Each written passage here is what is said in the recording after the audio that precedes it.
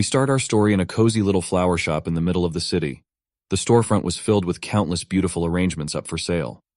With the peaceful and serene sight of different types of flowers, the voice of a complaining young man coming from the inside did not seem to fit the scenery at all. He buried his face and blue hair in one of his books, seemingly ready to give up on his academic aspirations altogether. You can't blame him, though. Being surrounded by a mountain of textbooks would make anyone's head spin, especially if you don't particularly enjoy studying. The young man's mom watched him like a hawk. She knew this rascal had already started slacking off after only 5 minutes of barely picking up a book after stuffing his face with food. He wasn't making his mom's life easy at all. She even compared him to someone named Xiao Ling from Auntie Wang's house, who goes to extra classes for 2 hours at noon. He's a bum compared to that kid. Mom wanted to make a compromise. If this young man couldn't stand perusing the pages, then he could help hang the flower baskets on the shop racks for now.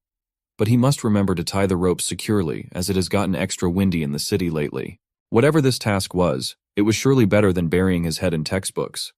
The hanging plants were supposed to be low-maintenance plants that just need water and sunlight, yet his mom always insisted on changing their position occasionally. Staring at the pot, the boy could not help but wish to just be a plant. All plants do is bask in the sun, drink water, grow a lot, just leading a lazy and comfortable life overall.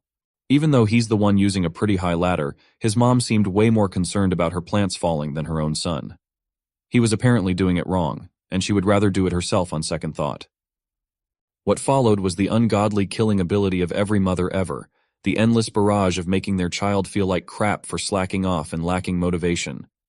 She insisted that even if this kid turned into a plant, he would still probably be a bum. The business of the city was quite a nice change of pace from the chaos of the flower shop brought upon by the terror mom. Being scolded by his mom again and again always gave the young man such severe headaches. He's currently walking through the streets, yawning lazily while half-heartedly reading another book. He really cannot comprehend where his mom gets all these words from when she gets on a roll. She talks like a machine gun that cannot be stopped at all. Or since she runs a plant shop, maybe a pea shooter was a more apt description. While he was busy imagining his mom as a plant versus zombies character, something drastic brought upon by the changing winds of the city was about to happen. A potted plant that looked to be one of those odd Venus flytrap things was knocked down by the wind and was now heading for his head with all its gravitational fury. He was way too bored, lazy, and tired to notice anything happening around him at all, especially some event that was happening way too fast to process. Truck-kun was on a vacation, so Secret Agent Pot Nissan did the job, and he ended up doing a pretty good job of it. 1 second, protagonist was just living the normal life of a normal below-average student. The next, the blood from his skull stained the concrete floor of the streets mixed in with the dirt, plant, and the broken pot. The onlookers did not expect to see something this brutal on their stroll on the way to work or school, or wherever they were going. A student just got hit by a flower pot, and the blood all over the sidewalk was a gruesome sight. Inside the young man's teetering mind, he hazily imagined a beautiful full-course meal of the perfect dinner from meat, veggies, to dessert. He remembered that he shared this amazing dinner with his mom and dad. He even praised her for her always tasty cooking. The young man eagerly took a bite of the rice, as you should always do in meal setups like this. But this white rice tasted a little odd. When he zoomed out of his imagination, his mom and dad were nowhere to be seen, and what replaced the scrumptious full-course meal was plates upon plates of disgusting dirt. Now he has become conscious that his mind might just be playing tricks on his perception. When he woke up, he was in an unfamiliar place that he couldn't quite explain or grasp. It was dark, and the smell was strangely pleasant. The odd thing was that he felt like his arms and legs were tied up. Upon inspecting the empty space even more, he noticed something green on the side and a light right above. Maybe he'll try to climb up and see that light a little better. It worked. Moving his body towards the little bit of illumination felt like he had been unleashed and rebirthed into the world. It felt like he broke through the earth to feel the elements. It felt that way because that's exactly what had just happened. A small budding plant had broken through the soil to bask in the intimate glow of the sunlight up above. He wanted to wipe the metaphorical sweat off his brows, but he did not feel any eyebrows. Still, finally crawling out of that darkness felt quite nice. Now that he was starting to think about it, something about this setup was extremely odd. Looking to the side, he knows that he wanted to move an arm to touch his face and forehead, but what his vision was giving him was a piece of leaf attached to a lanky stem. Now that he was looking at his whole body, it's fair to say that he looked and felt a lot different from his previous appearance. Not only that, but he was also in the middle of magical foliage in the middle of nowhere surrounded by mountain ranges. He was not expecting all of these at all. He was frozen solid, not knowing what in the world to do. The nourishing sunlight beamed down upon him along with other budding plants just like him all around the area. One thing's for sure is that he had somehow transformed into some sort of a little plant. The idea was so ridiculous that his mind is still refusing to believe that any of this was real. Perhaps he was just tripping. Trying to recall what led to this situation, he remembers eating lunch and going to school, then getting hit by a flower pot falling from an ungodly height. It felt ironic as he was just complaining about tending to his mom's hanging flower pots. He can only hope that he did not die such a shameful death in the middle of the midday crowd. It would just be too embarrassing at that point. But now he's starting to slowly come to believe that he really reincarnated into the form of a little fledgling plant. He remembered just a few hours ago, complaining about his studies and wishing just to become a lazy plant that lives a comfortable life. So this might just be it, the answer to his prayers and a possible nightmare scenario at the same time. The god or whoever was in charge of this world was way too sincere and literal. Just because he casually said some nonsense to procrastinate, the deity took it seriously. Now he can only cry and beg to get back to his previous life and form. As he was getting the dramatics out of the way, he remembered something crucial that might just be a game changer in this scenario. In web novels and manhwas, the main character who undergoes rebirth usually gets their own system and follows the path of becoming a god with overpowered abilities. But if that was the case here, then where's his OP system? Why didn't he receive at least a notification sound? He screamed and screamed for the system to appear to no avail. All the other plants from the same batch as him looked at him like a weirdo. A week later, he just quietly accepted the possibility that there might not be a system after pouring his heart and soul into calling for it non-stop. He might just be an ordinary plant, damned to live an ordinary life. The good news was that he's not just a piece of grass. The bad news is he used to be a strapping young man reborn as a weird-looking flower. Thankfully, he spawned in a nice piece of black soil, rich in nutrients, pleasant fragrances, and an oddly good taste. He feels like he can grow well in this environment. What sucks is that it's just a bit crowded in here, just like the gifted class he was in the previous world where everyone is trying to get ahead. Today was the day that some unpleasant development happened. The sunlight has vanished. It was not cloudy or anything. The skies were as clear as they could be. The problem was that the flowers growing alongside him had left him in the dirt. They've grown to the point of smothering the land and covering the skies. It's just unfair when all of them are plants that should just be chilling. For some reason, this just kept reminding him of the familiar scene back in his school where everyone was just so eager to impress. This time, he won't let these show-offs take his sunlight. He will push his way through and not let these flowers interrupt his sunbathing time. When he finally muscled through with great effort, he opened his eyes to the bright world that he had grown to love in the past week. His mood was immediately lifted now that he could finally see and feel the sunlight on his skin, or petals and leaves, and everything in his plant parts. Today was a day of unusual occurrence. Now that he had peered over everyone to bask in the sun, he saw some type of animal getting closer and closer to the flower bed. This dum-dum saw a majestic alpaca coming through and started calling it a wild horse. In his past life, Mom and Dad were always so busy with work that they never took him to the zoo even once. Well, this would be his first time seeing a mythical creature. It did not disappoint. The so-called wild horse is pretty cute in its own right. But he stopped in his tracks now that he remembered one simple fact. These things eat grass. There might be a world where the four-legged beast was coming closer and closer to take a bite out of him. Once the alpaca opened its mouth and its spittle flew all over the place, his nightmare scenario might just be happening right about now. He tried to cover himself desperately, not wanting to die yet. When the beast's tongue started coiling around the stems firmly rooted in the area, it had miraculously missed him. The majestic alpaca just stared at him with seemingly knowing eyes as it casually gnawed on the flowers. When it started turning around, he was left as the lonesome flower in the once thriving flower bed. Thankfully, this four-legged beast only took one bite, and it seems like he was not the alpaca's type of lunch. But before completely turning and walking away, the animal wanted to give one last gift to our poor protagonist, a steaming pile of rock-hard and gray doo-doo. He was speechless. He internally asked himself what in the world is happening. He stared at the pile of rich stool, then turned his attention to the enriching soil in which his roots were tethered. Bullets of sweat started dotting his face as he slowly came to realize the implication of this animal's normal but still disgusting behavior.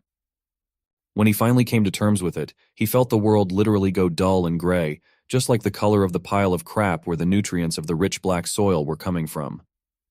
Even though he had become a plant, processing the fact that he had grown as a flower in horse crap was still a bit too much to handle.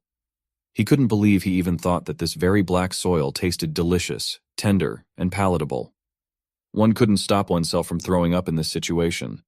Meanwhile, the remaining flowers that survived a few inches from him had been blooming in bliss and happiness under the sun. Of course, Bro had blossomed too. But there's a new development in his anatomy. There are tooth-like things in the center of his pistil, and all the flowers around him occasionally shoot him a ghostly expression because of it. They didn't even bother to hide the look of their collective disgust for our plant boy. Then, out of nowhere, a massive mirror just spawned right in front of him. It was a scene right out of those novels and manhwas that he reads. What he saw in the reflection was quite odd and disheartening. This is how he looks now. He has become a blooming big-mouthed flower. For some reason, he remembered his previous life when the only semblance of fun he could have had was the occasional playing of video games with friends. Still, back in those days, he was never good at games. He distinctly remembers dying to a Venus flytrap repeatedly. It seems like there are unfortunate things everywhere and anywhere. No wonder everyone was giving him weird looks in this isolated flower bed. Not only was he dreadfully short compared to everyone, but he also looked fundamentally different from the rest too. He was so busy feeling insecure and odd about his current physical form that he only realized the weirder thing that had just happened. A mirror just appeared in front of him unprompted. That must mean something, right? He tried poking the thing with precaution. In response to his gentle poke, the mirror seemingly disintegrated away from reality in just a few moments. Next came a magical prompt indicating that the detected host had blossomed and entered the juvenile stage. The flower system had been activated automatically. Now this was the good news that he was desperately hoping and waiting for. This was the day that his system had finally arrived. To help ease and guide him through the process, the cursedly ugly system companion Ruhwa had been deployed to help the dear user. Our plant bro's name is Wu Sun, currently a juvenile stage big mouth flower of 0.3 meters in height and ranked as an ordinary plant. He has no special genes, no defensive skills, no special skills, and with a single attacking skill called swallowing. Reading all his listed out attributes gave him a big fright. Even the flavor text of being a flower planted in alpaca dung felt like an insult. Also, this Ruhwa thing was just disturbing. Wu Sun felt like the system might have gotten it all wrong. He was supposed to dominate the world, right? While he was yapping and complaining about the unfairness of this newfound system, notifications about him as the host gaining 1.1 evolution points for 1 minute of sunbathing and 1 point for absorbing soil minerals continuously flooded down. Now these notifications he can definitely work with. The system might not be as bad as he initially thought. Continuously and passively gaining evolution points is a huge boon. There's only one line of thought regarding these points. They should be the currency used to upgrade and enhance himself, and they're adding up fast too.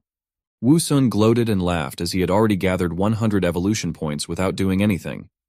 The ultimate laid-back king with a built-in cheat system lifestyle might just be on the horizon. These other puny plants had better give up trying to compete with him for that delicious sunlight. As he was basking in the glow of imminent success, Ruhwa appeared once again while picking her nose, calling Wu Sun master and asking him if he would like to enhance himself.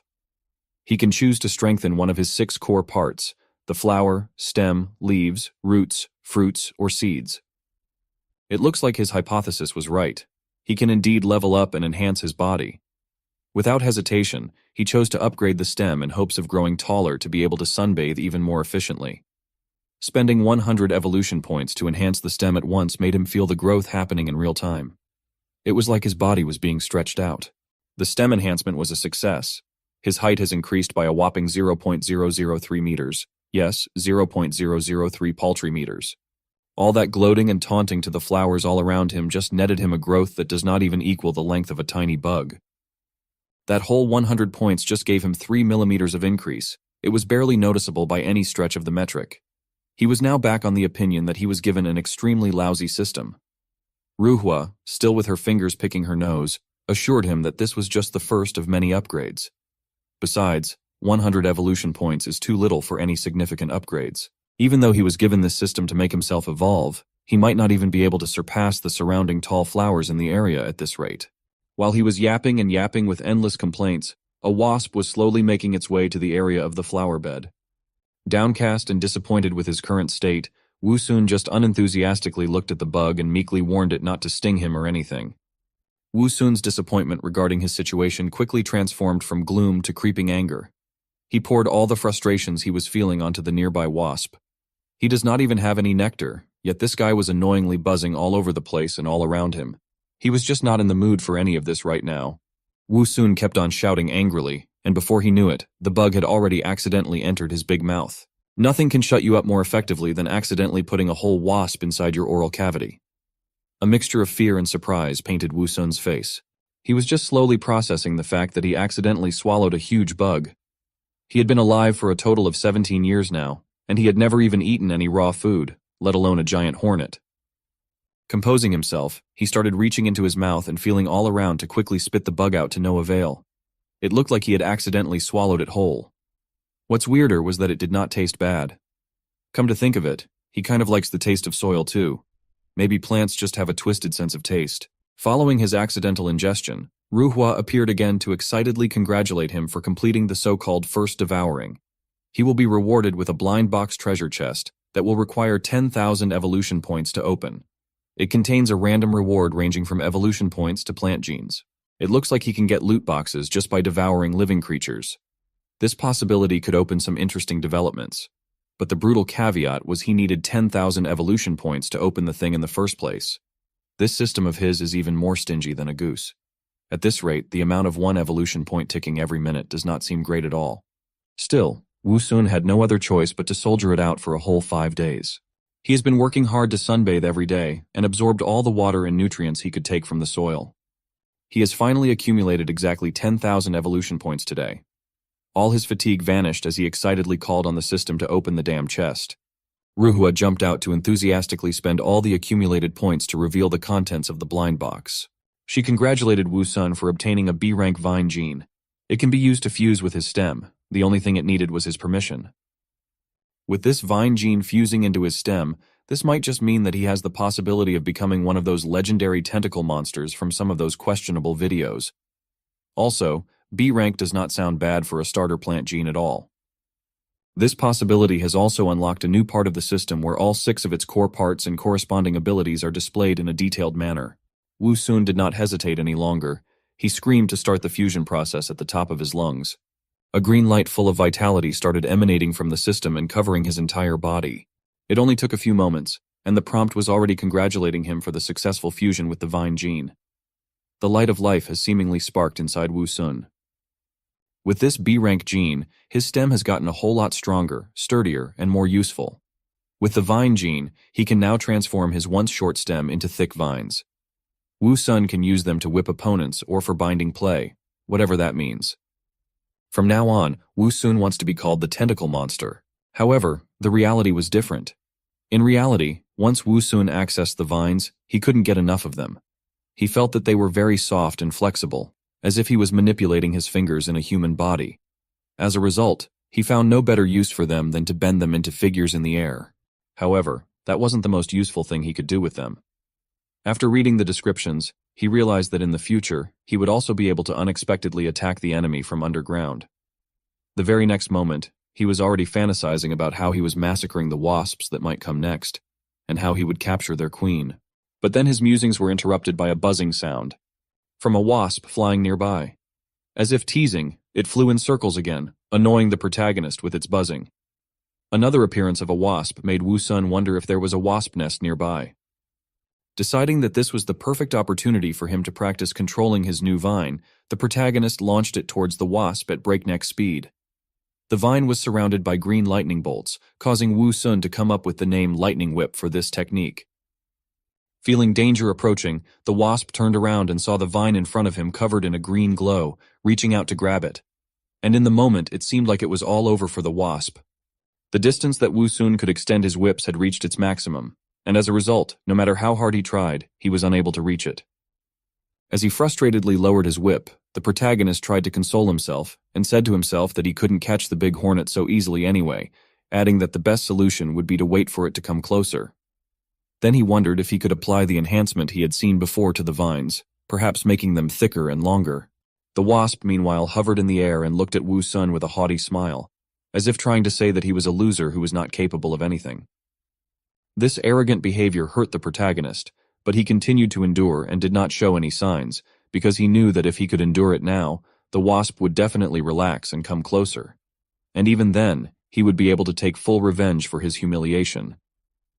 When the moment seemed to have arrived and the wasp was close enough to be reached, Wu Sun shouted loudly that this time he wouldn't let it go. He released his vines at a great speed towards it. But to Wu Sun's surprise, his tentacle was not able to reach its target as it was intercepted by someone else a second before. This unexpected turn of events shocked not only the protagonist, but also the wasp itself, which did not understand what was happening. Wu Sun was furious and didn't even try to choose his words. All the curses he knew were used. The culprit was the yellow gecko, who was holding the wasp in his mouth and looking at the protagonist with a smile. Such insolence made Wu Sun furious, as he had no intention of sharing his food with anyone else at all.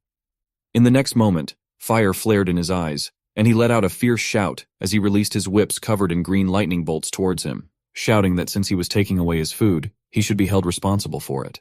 Turning around, the gecko was confused to find that his tail was wrapped around some strange vine that held it tightly. Not wanting to be tied up, the gecko made an attempt to resist and try to escape, but unfortunately the vines held him very tightly, preventing him from doing so. Seeing that the lizard was resisting in a panic and trying to escape, Wu Sun gripped its tail even tighter and said in an irritated voice that its attempts were futile as he had no intention of letting it go so easily. However, in the next moment, something happened that the protagonist did not expect in any way. Part of the gecko's tail, which he was holding with his tentacles, suddenly separated from his body. And since the tension was quite strong, the whips, which flew backwards by inertia, hit him in the face with force. While the protagonist was recovering from the slap he had inflicted on himself, the gecko, not wanting to miss this chance, began to quickly get away from the dangerous plant, which was our protagonist. Wu Sun was both furious and confused as he realized that it was his fault for forgetting that lizards could throw back their tails. But he did manage to get something, and that was the tail, which remained in his tentacles. He decided it would be unwise to be upset about it, so he stuffed the rest of the tail into his mouth, adding that it was still better than nothing. After standing there gloomily for a while, waiting for the system's messages and hoping that he would get the treasure chest again, he had not received a single message in the meantime. However, Wu Sun realized that the only way to get the treasure chest reward was to eat an entire living creature. Scratching the back of his head, he complained in a somewhat dull voice that there were very few insects in the area. Even flies and ants, which are always plentiful everywhere, were nowhere to be found. A week later, an innocent beetle running by was grabbed by a green tentacle that suddenly appeared out of nowhere, and the next moment it went straight into the mouth of the protagonist, who opened it wide and ruthlessly ate the beetle, while the emotions of the flowers in the background changed from bewilderment to admiration. The next moment, a golden chest appeared in front of Wu Sun, accompanied by the voice of the system, which congratulated the protagonist for eating the dung beetle and obtaining the chest as a result, and informed him that 100,000 evolution points were required to open it. A note on the notification window that popped up also mentioned some rituals that could increase the chances of getting a good item. After reading this, the protagonist became furious, as there was no way he could perform them, since he was just an ordinary flower, and he would not be able to take a bath, light incense, or change his clothes. In addition, the realization that he had just eaten a dung beetle added to his anger. He decided to ignore it, however, as he was now just a flower with a big mouth that had grown out of alpaca dung. After calming down a bit, he told the system to let her open the chest. After the chest opened, it shone with a bright golden light. The system spirit Ruhwa appeared out of nowhere and told the protagonist that this time he was rewarded with 200,000 evolution points. The protagonist, still reeling from having eaten a dung beetle, asked the spirit in an irritated voice why he needed to evolve at all if he was already garbage. To which the spirit replied that it was a plant system in which the weirder the food he ate, the higher the chance that he would get a good item from the chest. After listening to Ruhwa's words, Wu Sun couldn't find anything to reply, and he had no desire to argue with the system spirit right now. After a while, the grass that was growing near Wu Sun rustled, and the next moment, the culprit who broke the silence appeared. It was the same yellow gecko that we had seen before, but this time it looked very frightened, and as if it was running away from someone. Not paying attention to the frightened look of the lizard, the protagonist with his toothy smile on his face asked him how he dared to come back here after taking away his prey. After which, with the words that the latter would pay for the wrongs he had done, Wu Sun lunged towards the gecko with his tentacle, using his skill lightning strike. However, suddenly something very similar to a tongue appeared behind the gecko fleeing in panic, which was also approaching it at a tremendous speed. Despite being caught between two crossfires, Both the protagonist's whip and the unknown creature that was supposed to be the tongue's owner, the gecko miraculously managed to dodge. However, the lizard was no longer important to Wu Sun, as he was now more concerned with the creature that the gecko was fleeing from in panic, and the one who was the owner of the tongue. With his eyes wide open, the protagonist watched as the creature retracted its long tongue back. After that, a head covered in spikes appeared. As it turned out, in front of him was a huge frog whose skin was covered with spikes, while its eyes glowed threateningly with a red light. The frog pushed off the ground and jumped into the air, heading straight for our protagonist, who was frozen in place, unable to move. Having recovered from the shock, he desperately wondered why he was attacked by such a big frog. He had no time to despair, however, as his life hung in the balance. In addition, he was also caught up in the fact that the frog had abandoned its pursuit of the gecko and turned its attention to him, thinking that he was easy prey. The next moment he was out of his daze, and he swung his tentacle with all his might at the huge frog, shouting furiously for it to get out of here. It flipped in the air and fell to the ground with a thud, but the next moment it was standing on the ground. But in the next moment, it was already standing on its feet, staring at Wu Sun angrily with its red eyes that clearly showed its rage.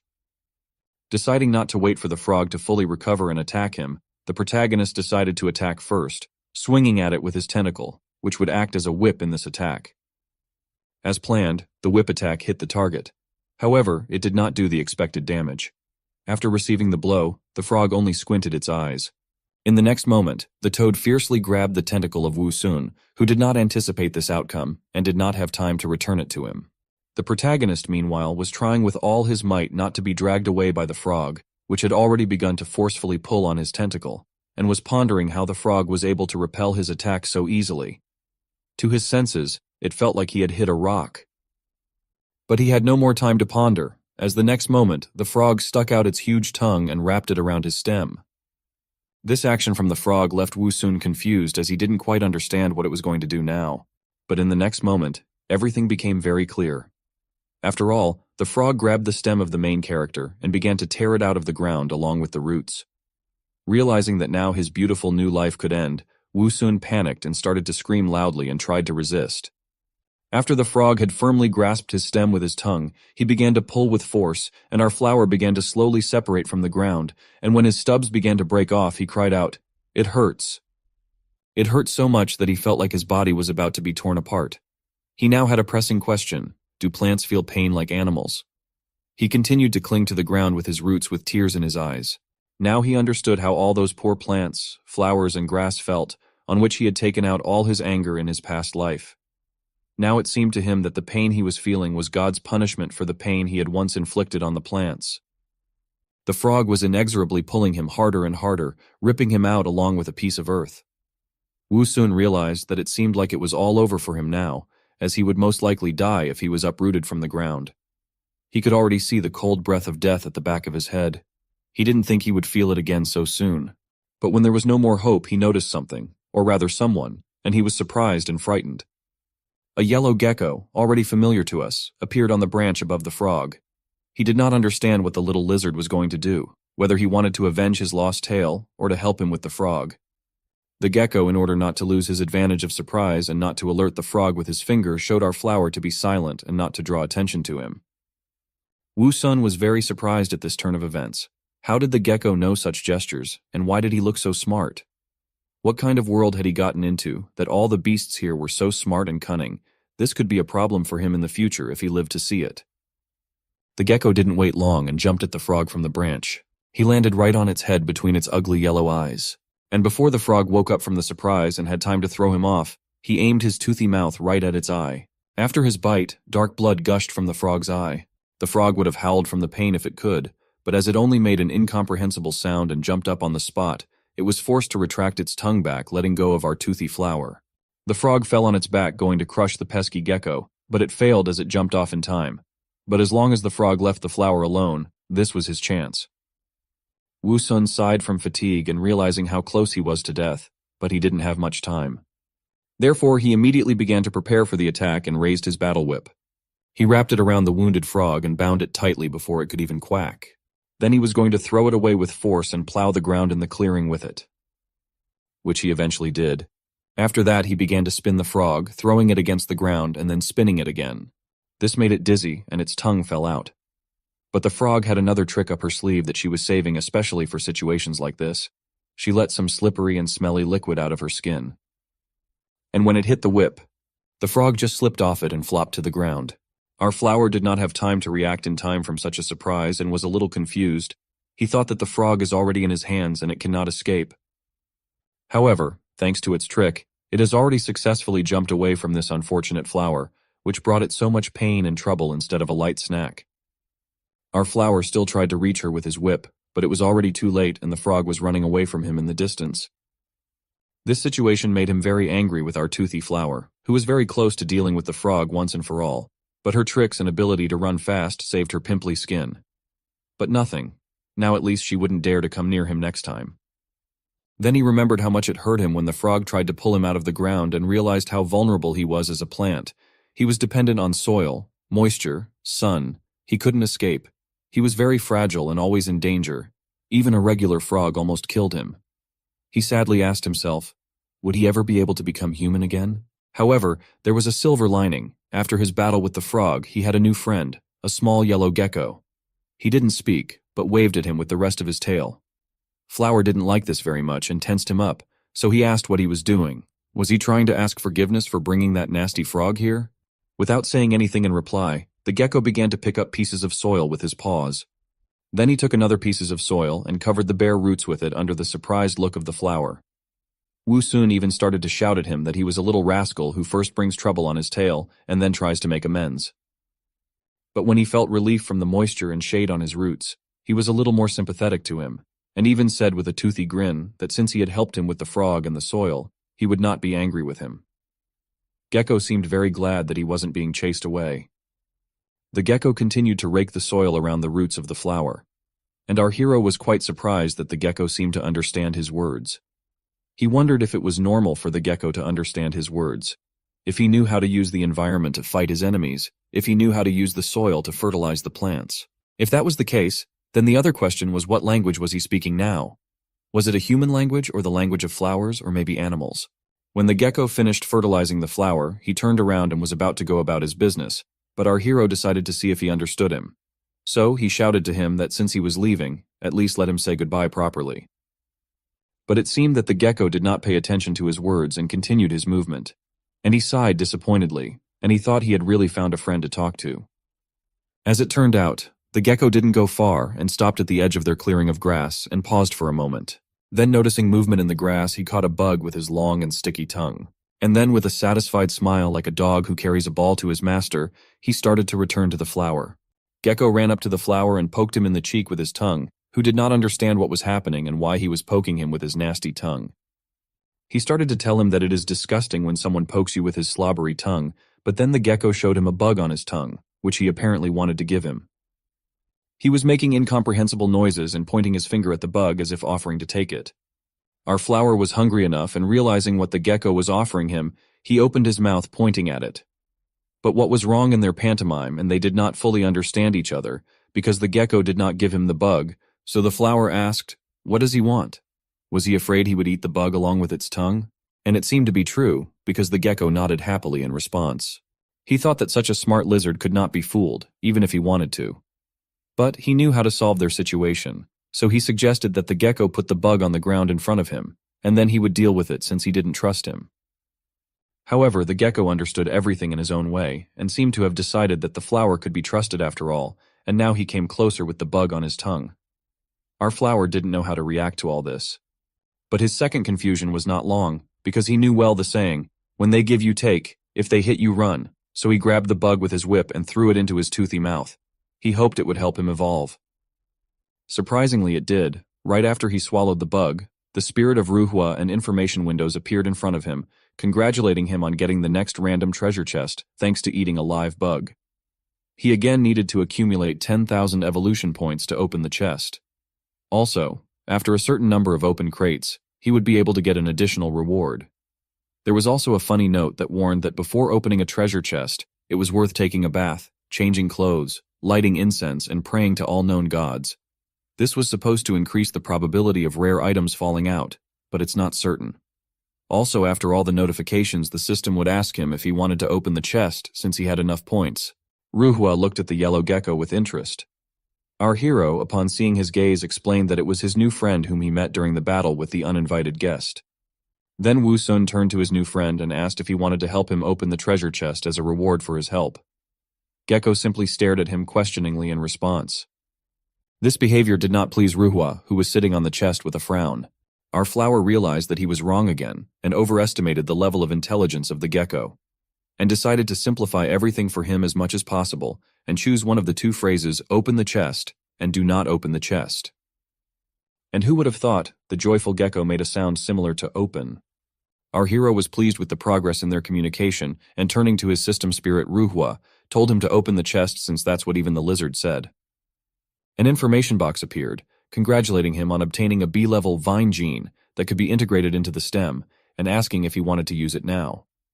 Also under the illustration of the vine, its properties and benefits to the plant were explained, but since he already had one vine integrated, the system offered him two options for gene fusion. The first option was to upgrade and strengthen the existing vine. The second was to add another additional vine. And further, the skill was offered to choose one of the options for its development.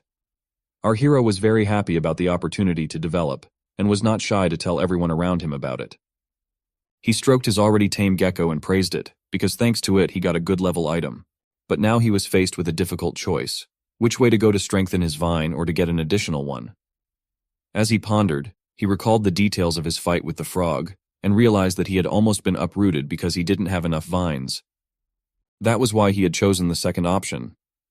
Hearing his answer, Ruhua pulled out his magic fairy wand and announced that there would now be a fusion of his stem with the new gene.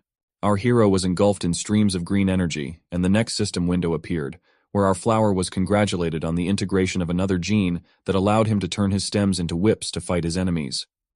It could also now officially refer to itself as a tentacle monster. True, with only 2 tentacles, but that didn't matter. Wu Sun was expecting something more, and he began to resent the thin and short whip he had been given. Wasn't there something bigger and prettier? Ruhua replied that not everything is so fast, and there are no shortcuts. He has already accumulated a lot of evolution points, and he is sure that our flower will become longer and thicker in the near future, just like everyone dreams of. Wu Sun was annoyed by such worthless whines he got from the system, so he asked the system spirit if the system couldn't be more serious and give him normal improvements instead of this mockery. But Ruhua's system spirit was determined to convince his little master that the system is always completely serious, and this is the way of gradual evolution. Our protagonist realized that there was no point in arguing with him, and he was just too lazy to deal with him. So he simply told him to disappear from his sight and stop annoying him. After getting rid of the annoying system spirit, he turned his attention to his new friend and decided to offer him a mutually beneficial deal. Since he had helped the gecko escape from the big frog and the gecko had offered him food in gratitude, it meant that the little creatures knew how to be grateful, and he planned to use that to his own advantage. Wu Sun offered the gecko a deal, saying that in the future, if there was any threat, he could just come to him and he would protect him. In exchange for just one condition, he would have to catch a bug for him every day. He thought to himself that this would be a brilliant move since he couldn't move, and his whips had a limited radius, but with a mobile partner to help him catch bugs, he could level up very quickly. The gecko didn't seem to be at all thrilled with this offer and looked at him incredulously. Wu Sun began to reason that bringing him bugs would not only benefit him but also the gecko, because then he would be able to provide more security, thanks to the fact that he would be stronger himself. The gecko seemed to be satisfied with this explanation and no longer looked at him so disgruntled. He seemed to agree to his terms. Wu Sun exhaled a sigh of relief and assured him that since they had agreed, he would not let him down. Then he asked the gecko if he could call him Little Yellow. He didn't seem at all thrilled at this idea. Seeing his expression, Wu Sun was indignant and asked what was wrong with his appearance. Doesn't he like his new name? He had to blame his poop-colored appearance for everything. Whatever, back in the day he was a top student in high school rocket class. And now when he gave him a name, how could he complaining? A few days later, after accumulating enough evolution points and eating another bug, he was able to open the box from which he got the B-rank plant gene, Kang-er. Fuse location for this gene was seed, and then system asked if he wanted to fuse. This gene was taken from some annual herb. The seed of this plant have hooked thorns that could attach to passing animals' bodies. Wu Sun was happy that with the help of his little yellow mascot he was able to unlock the new plant gene in a few days. But he still wondered how he would be able to use this gene after the fusion if it was in the seeds. At his command, a system spirit appeared and immediately helped him to make the gene fusion. The fusion was successful, and the system congratulated him for obtaining the new gene. Now he could throw spiky Kang air and give his opponents a full body massage. And also the refreshing taste of his seeds would be unforgettable. The system warned him to be careful when talking to his friends and opponents so as not to accidentally throw a bunch of Kang air at their face. However, when he heard the place where the spiky seeds would appear from, our hero was not at all thrilled about the whole thing. He asked the service spirit if these seeds would cut his throat. The Ruhua service spirit didn't seem to be in a hurry to answer his question and instead picked his nose. Finally retrieving some gold from there, he immediately threw it at the irritated Wusun's head. Ruhua, despite his actions, called him his little master and assured him that everything would be fine. All he had to do was open his mouth a bit wider and make a retching sound and all seeds came out.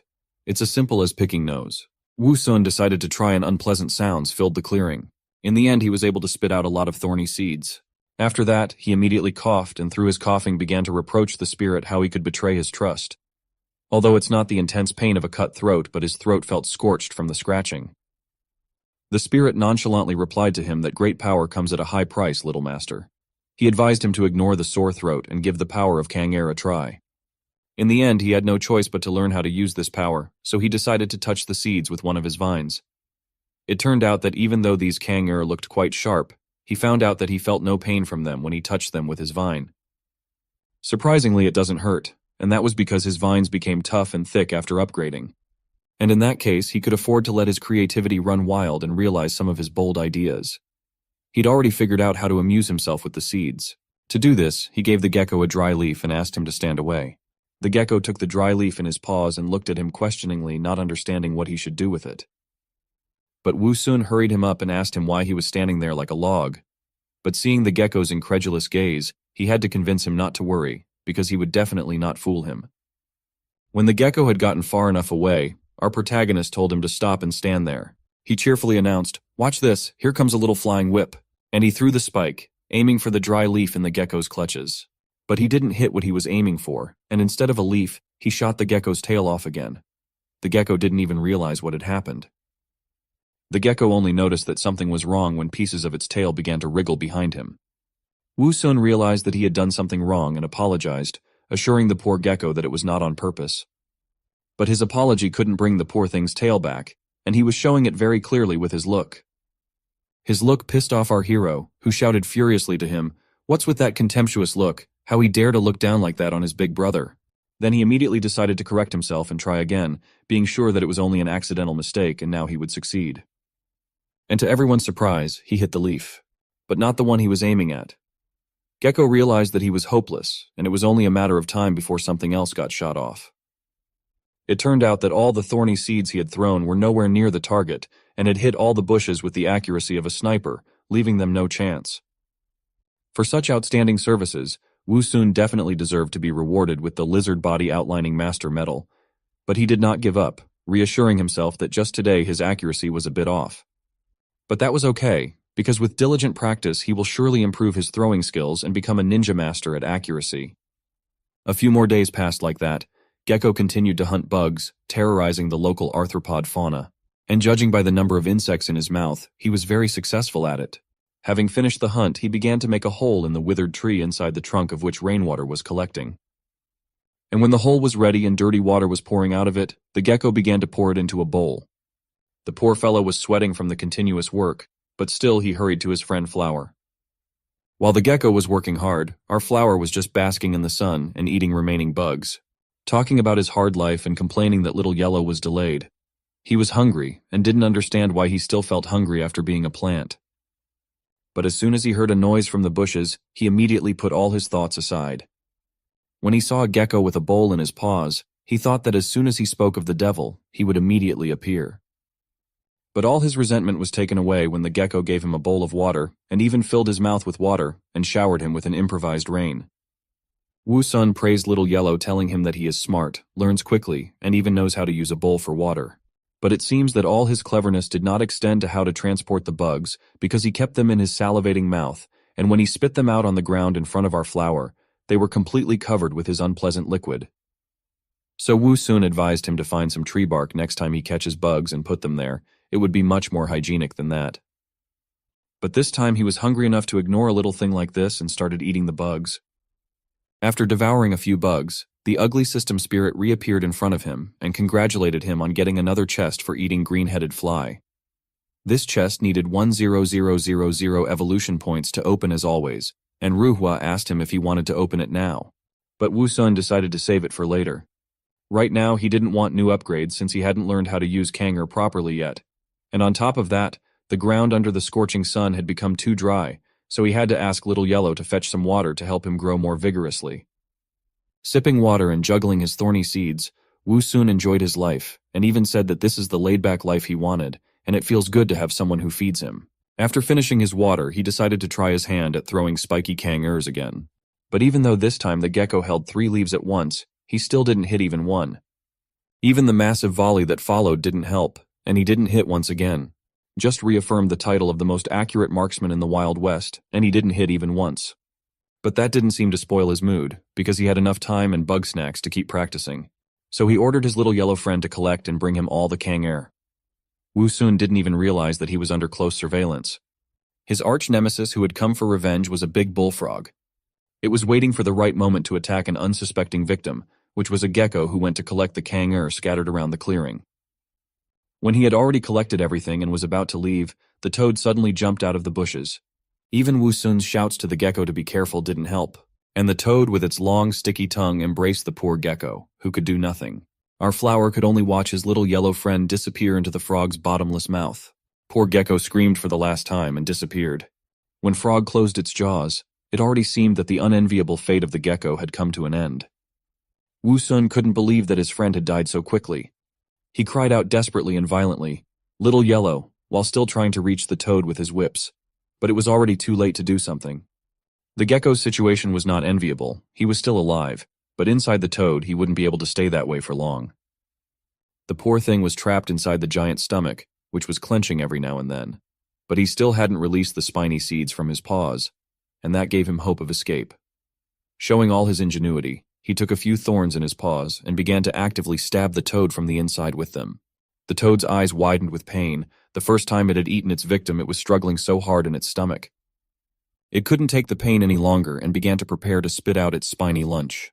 The toad spat out the entire contents of its stomach along with the gecko in streams of vile slime. Wu Sun had already said goodbye to his friend and was surprised to see him again. He didn't understand why the frog spat him out. Was he as unpleasant to taste as his poop-colored appearance? With one swipe of its paw, the toad threw its stinky and prickly prey away from its tongue. Wu Sun, seeing all this, remembered how he had once seen an online video of a toad swallowing a farting bug and then spitting it out. So when toads eat something poisonous, they regurgitate their stomach to clean it. In the end, he happily concluded that it was because Little Yellow was holding the Kanger in his paws, so he hurried the gecko back to him with the prickly seeds. But because he was holding the seeds in his front paws, his speed was very slow, and the toad had already managed to gulp back its stomach. And the toad's eyes lit up with rage and annoyance at the fact that its prey was leaving right under its nose. The toad couldn't just let it go and jumped again with its mouth wide open, about to swallow the unfortunate gecko again. But because of this jump, it got within range of our flower's whips, and he spread his whips and asked the toad how she dared to come again. Doesn't she remember how it ended last time? This time, having 2 whips at once, he would not let her leave alive. The toad appeared to be ready for the first attack and dodged it. It even managed to grab one of the whips, just like last time, and tried to reach her tongue into the flower to finally pluck it out of the ground. Well, something didn't go according to plan. After all, the flower's vines were now too long, longer than the toad's tongue, and it just couldn't reach for him. Wu Sun only laughed at her pathetic attempts and asked her what she was hoping for trying the same move against him second time. Hadn't she noticed the change? Our flower's vines were now longer, thicker, and stronger, and were already beginning to entangle the helpless toad. After tying her up tighter, he began to pull her towards him. The poor thing resisted as much as it could and struggled with all its might, but its fate was already decided. Because bound, she was completely in the power of our flower, and now he could easily lift her into the air, depriving her of any support under her feet. And then with such force to land her back on the ground head downward, that the stony soil scattered in all directions. From such a blow, the toad's eyes darkened and she lost consciousness. Seeing how frozen the toad was, Wu Sun smugly advised it, "Don't think I can't handle you just because you're petrified." He also decided to ask her a math problem to tell her that if he spit out 5 Kangers every day, How many kangurs will he have spat out in total after 10 days? The answer was nearby, where a pile of his spiky seeds were stacked. Expectedly, without waiting for a response from the toad, he wrapped his vines around it and sent it flying straight toward the pile of thorns. He slammed it into the thorn pile once. It seemed that his rage for all his suffering was overwhelming him, because he didn't stop there and kept hitting the poor toad again and again. Even the gecko was shocked by this cruelty and nervously imagined that he could have been in her shoes if he hadn't befriended this crazy flower. Wu Sun finally calmed down only when the entire clearing was covered in clouds of dust, and the toad was no longer showing any signs of life, looking more like a chop. He ironically asked it, "Not bouncing back this time, huh?" After such a beating, it wasn't hard for the flower to cut up the dead toad, and as he separated the toad's leg, he smugly praised himself for defeating such a large opponent. As it turned out, he hadn't expected his thorny seeds to help him hand-slay enemies. Otherwise, he couldn't have swallowed such a big one. Wu Sun wasn't greedy and decided to share a piece of his victory with his shocked little friend. But seeing his indecision, he had to tell him, "Come on, buddy, you should share with me the fortune and misfortune, so let's eat together." Hearing this, the joyful gecko immediately pounced on the food. Wu Sun also started eating, and had to admit that the toad tastes pretty good. But he wondered if the system would give him a chest for eating the toad in pieces, since the last time he ate a piece of the gecko's tail, he didn't get anything. But he didn't have to guess for long, as the next moment, a disgusting system spirit appeared with 2 chests. Wu Sun did not pay attention to the appearance of the spirit, but was only happy to receive 2 chests at once. He had a logical question. Why didn't he get any when he swallowed the gecko tail last time? And when he ate just 1 piece of the big toad now, did he get 2 chests at once? Ruhua, looking at the gecko eating the meat with such gusto, didn't seem to be sure why the flower was so lucky. So he answered him in no uncertain terms that apparently the system considered killing the big creature and eating the first bite to be a sufficient condition for getting the chests. But in general, the rules for getting chests were a bit different. For small creatures that the host can swallow in 1 bite, there is a 100% chance of getting a box. As for larger creatures that require a chewing, there's a chance of getting a box with each bite. However, all of this also depends on luck. If luck is bad, even if the host eats a whole toad bursting the stomach, it might only yield 1 box. After hearing all these explanations, Wu Sun decided to continue eating the toad, and literally after the next bite, he got the chest again. Ruhua was not at all pleased with such luck of our hero, and Wu Sun was just glowing with happiness and anticipation of what he could get from them. And now he smugly asked if the fact that he had gotten so many chests meant that his luck was extremely good? After all, he had gotten 3 boxes in just 3 bites. System Spirit Ruhua merely grudgingly hummed in response, and not at all sincerely wished him luck in the next bites. Wu Sun didn't understand what he meant, but sensed that he didn't want anything good for him really, and advised him to look at his ugliness instead of making caustic remarks. After a little while, our flower and the gecko were full enough and couldn't make even 1 more bite. However, in all this time, our flower didn't get any more chests, which of course made him very angry, and he blamed everything on that nasty system spirit, who could have done all this on purpose. For since he said that sentence earlier, not even bursting his stomach resulted in a chest. But Ruhua, picking his nose, had no problem justifying himself by saying that it was just a problem with his luck, and there was nothing he could do about that moody lady luck. Lastly, he asked if he wanted to open the chests now. Wu Sun refused on the grounds that he wasn't interested in opening the chests at all, as he had so much left to eat right now. Despite his and Gecko's best efforts, they were only able to eat half of the toad, which was already an achievement considering their size. But something had to be done with the other half, because if it wasn't dealt with properly, such a big chunk of meat would surely attract carnivores, who could easily destroy our flower with a single swipe of their paws. But Wu Sun was not stupid, and in his head came up with a brilliant idea how to deal with the toad's corpse and at the same time get the most out of it. Since it could not only eat through its mouth, the protagonist decided that a great idea would be to bury the body, thus turning it into organic fertilizer, which would allow him to absorb nutrients little by little through the roots without any competition. Ever since he was a kid, he remembered his mom burying meat or fish in the ground, and to his curious questions about why she did it, she answered that microorganisms in the soil decomposed the bodies of dead fish into carbon dioxide, water, and inorganic substances. And it was these that were absorbed by the fruit trees, so that they grew faster and gave more tasty crops. However, the protagonist had a problem. His vines were not designed to dig into the ground at all.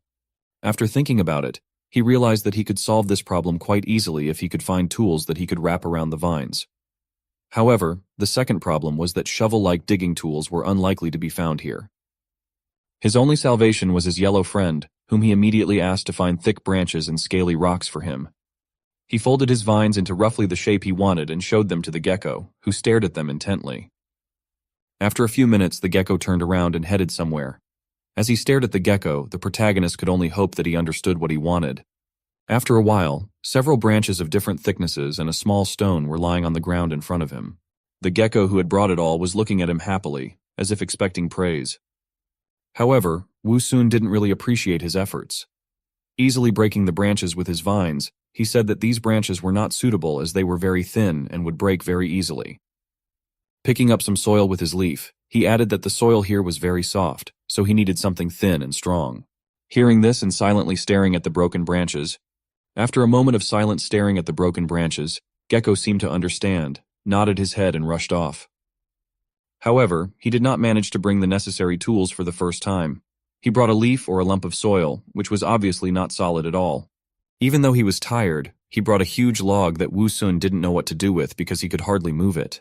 However, this was not what he needed, and he even thought that he had overestimated the IQ of his yellow friend. Suddenly, however, two objects fell to the ground in front of him, a sharpened bone as well as a broken arrowhead. His eyes immediately widened with surprise. After grabbing the arrow, he couldn't be happy with it, because even though it was broken and rusty, it was still what he needed. It was also made of iron, which could mean that there were other intelligent beings in this continent who knew how to use tools. Grabbing the bone and arrowhead with his vines, he immediately got into a threatening fighting stance, saying that these two sharp objects could be good weapons for him. And if he was attacked by a toad again, he would be able to slit its belly easily. Praising the gecko for finding what he needed, he tossed him the bone and added that they had some work to do. They started digging together. After a while, a rather large hole appeared in the ground. Wiping sweat with a vine, Wu Sun turned to the same tired gecko and said that it was time to drag the frog's body into the hole. The gecko immediately started dragging it. After putting it in the hole and covering it with soil, he jumped on it a little to trample it completely, sniffing the air and noting that the smell of blood was gone, so the predators had no reason to come here anymore. He wondered why he, being a plant, could smell the odors. As he began to absorb water, sunlight, and nutrients again, he noted that nothing had changed yet. However, he realized that he had rushed things, as the microorganisms needed time to decompose the frog's body. Accepting that this method was not as fast as absorbing it directly, he remembered the 3 chests he had been able to obtain earlier that he had not yet opened. Calling the system spirit, he told him that he would like to open them. The system spirit immediately appeared and told him that since there were 3 chests, he had given them their serial numbers and asked which one he wanted to open first. Turning to the gecko, the protagonist asked him which one he would like to open. He told him to just name a number between 1 and 3. To which the gecko extended his paw and showed the number 2. Hearing this, Wu Sun told Ruhua to open the second treasure chest.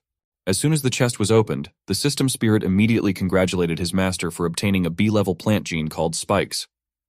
It was a very good gene that he could also integrate into his vines. Patting the satisfied gecko on the head, Wu Sun said that the one was indeed the best. Wanting to quickly test his new skills, he told Ruhua to apply the fusion. In the next instant, his vines were covered with thorns, which combined with his fighting stance looked very intimidating. The system window said that the thorn gene made his vines thicker, longer, and stronger, and they were covered in sharp thorns. The note jokingly reported that he was now a rose with thorns. Looking at his vines with a villainous smile, he said that now he finally had real lightning whips. Deciding to test their power, he immediately started swinging them at great speed, hitting the leaves, which immediately created holes. The result was beyond his expectations, as it was powerful enough to even seriously injure the horned toad. He decided not to stop, and asked his yellow friend to choose one of the remaining numbers, to which he replied number 3. The remaining chests only had double the points. Looking at them, Wu Sun said that as expected, the chance of a skill falling out was 33%, adding that the gecko was still better than him, as even though he had opened 10 chests, nothing of value had fallen out. He decided not to dwell on it, but to be happy with what he had already gotten, because with the new gene, broken arrow, and bone, his combat power had increased significantly. Now he just had to wait for the right opportunity to realize it. After a while, the silence was broken by the rustling of the grass, and Wu Sun shouted, telling the gecko to keep running. I guess he was going to do it without his words, because the big horned frog was jumping after him, and he was hardly just playing catch-up with it. However, salvation was at hand, as soon as they got close enough, the protagonist released his spike-covered vines in their direction with lightning speed. Upon reaching the toad, they instantly bound its body, doing further damage to it with the barbed thorns that pierced its skin. Having watched many movies, and knowing that it was better to finish off the enemy for sure, Wu Sun-S made a controlling strike with it against the ground. After a while, after cutting the frog meat into pieces with the broken arrow, he called his yellow friend to eat. After that, they started to enjoy the juicy and nutritious frog meat together. Suddenly something caught the main character's attention, making him look up. As it turned out, it was the system spirit Ruhua, who appeared out of nowhere and joyfully began to congratulate him on receiving the treasure chests, which this time was even more. Hearing this, the protagonist with a smile said finally. He waited for the upgrade opportunity for a while, and today that moment come. After a while, after eating the last of the meat and making a burp, he declared that he was full. Sitting down with a puffed-up belly, he happily announced that this time he was able to get as many as 5 chests. And since the Gecko Warrior already couldn't fulfill his duty of choosing a chest, he had to do it himself, so he simply told Ruhua to open the middle one. Shining with a golden light, the chest opened. As it turned out, the reward from the chest this time was a B-level sweet potato gene, with which his system spirit immediately congratulated him on. The system window reported that sweet potato roots were divided into 3 forms: fibrous, woody, and tuberous. It was also reported that the main function of tuberous roots was to store nutrients and reproduce. After reading this, Wu Sun wondered if he even needed this gene. Turning to the system spirit, he asked what the benefits of this gene were after the fusion. The system spirit immediately began to explain, saying that if he just buried the food scraps in the soil and let them decompose, it would take a long time and was wasteful. The sweet potato gene, on the other hand, allowed the processed food to be stored in the roots. Upon hearing this, the protagonist asked incredulously, what was the use of roots that hid nutrients? Did they really need to be dug up and eaten when hungry? However, Ruhua refuted his theory, saying that he directly took nutrients from there, which could allow him to thrive even when food was scarce, as well as treat his injuries and recover quickly. Hearing this, Wu Sun immediately had an image in his mind in which the bottle of recovery potion in his hand was his roots. This made his eyes glisten even more with anticipation, and he immediately impatiently told the spirit to quickly start fusing. In the next second, the protagonist was surrounded by a bright green light, while the system window reported that he had successfully merged with the red potato gene, which allowed him to quickly break down food into nutrients and store them in the roots. The note said that now his mother would no longer have to worry about his malnutrition. However, to his bewilderment and confusion, he did not feel any obvious change. Seeing his confusion, Ruhua told him to try using his mind to manipulate the roots and allow them to store food inside him. Hearing this, Wu Sun stared at the toad. But in the next moment, he did not take his eyes off of it, and as if reading an incantation, he began to mutter words about wanting to store food. A moment later, he could feel the roots, which immediately rushed to the top. After breaking through from the ground, they immediately began to braid the frog's body. Seeing this, the protagonist could not help but rejoice that everything worked, and also so quickly. He could clearly feel the root systems wrapping around the food and carrying it to the root for storage. It was incredibly convenient, because now he no longer had to dig holes and worry about someone eating his food, or it attracting the attention of others. On a future hunt, he decided to test the restorative effect of the sweet root, which was analogous to a bottle of recovery potion that could be equated to 1 life. And if the root was improved, he would have even more lives, and the probability of him surviving would increase greatly. The opportunity to test the new skill did not have to wait long, because after a while, he was attacked by a large red snake, which immediately rushed at the protagonist. However, he did not plan to lose, and controlling his thorny vines was able to stop her. However, he didn't stop there. He immediately took advantage of its hiccup, wrapped his vines around it, and slammed it to the ground. Realizing that the snake was still alive, Wu Sun used his secret technique called the enraged killer gecko that killed exclusively with bones. At a tremendous speed, he forcefully thrust the bone into the body of immobilized snake. After a while, the dust that was raised during the fight began to disperse. On the ground, the dead snake was still twitching in its death convulsions. While Wu Sun praised his yellow friend and said that they made a great team, then turning his gaze to his vines, which had snakebite marks, he noted that even though the snake was poisonous, it was not a problem for him because snake poison is useless against plants. Snake poison acts through the bloodstream and attacks the nervous system, muscles, heart, and respiratory system. Fortunately, our flower didn't have any of that. The next moment his root glowed with a bright green light, indicating that healing had begun. A few seconds later, after inspecting his vine from which any wounds had disappeared, he proudly noted that this healing ability from his root was very good. However, nothing could be more important than dinner, which they happily picked up their improvised cutlery and immediately began to eat. While they were enjoying the snake meat, dark clouds covered the sky and rain began to fall. Ruhua, sitting on the chest, hid under an umbrella, while the protagonist along with the gecko were without shelter. But Wu Sun immediately remedied this by weaving his vines into a canopy to protect him and his yellow friend from the rain. Looking at the contented gecko, who was sleeping peacefully and snuggled up to him, he said to himself that he felt more and more attached to his territory, for here he now had food, drink, and a cute little pet. For a moment, he said dreamily, the only thing he was missing was a girl. However, a premonition of impending danger brought him to his senses, and he looked perplexedly ahead of him. As it turned out, there was an amorous system spirit flying straight toward him, who spread his arms and asked if he was his girlfriend. However, a few barbed balls thrown at him quickly remedied the situation. Having fought off the attack of Ruhua, who was now lying knocked out, the protagonist wondered if he should look for a large female flower if he wanted to find a girl. However, the image that appeared in his head did not particularly please him, so he decided to leave it for later. It's been over a month since our protagonist turned into a flower. During this time, he managed to grow another spiky vine, as well as 2 more roots, which equaled 2 more bottles of healing potion. Throwing the spiky ball into the air and catching it again, Wu Sun boredly wondered why his yellow friend hadn't returned from the hunt yet. Suddenly, the sound of rustling leaves behind him caught his attention. Turning around, he wondered if the gecko had finally returned from hunting. But what he saw made him freeze in shock. There was a man standing there with a backpack on his back and a hiking bag for herbs hanging from his shoulder. While the man was looking around, Wu Sun couldn't be happy that there were also people in this world.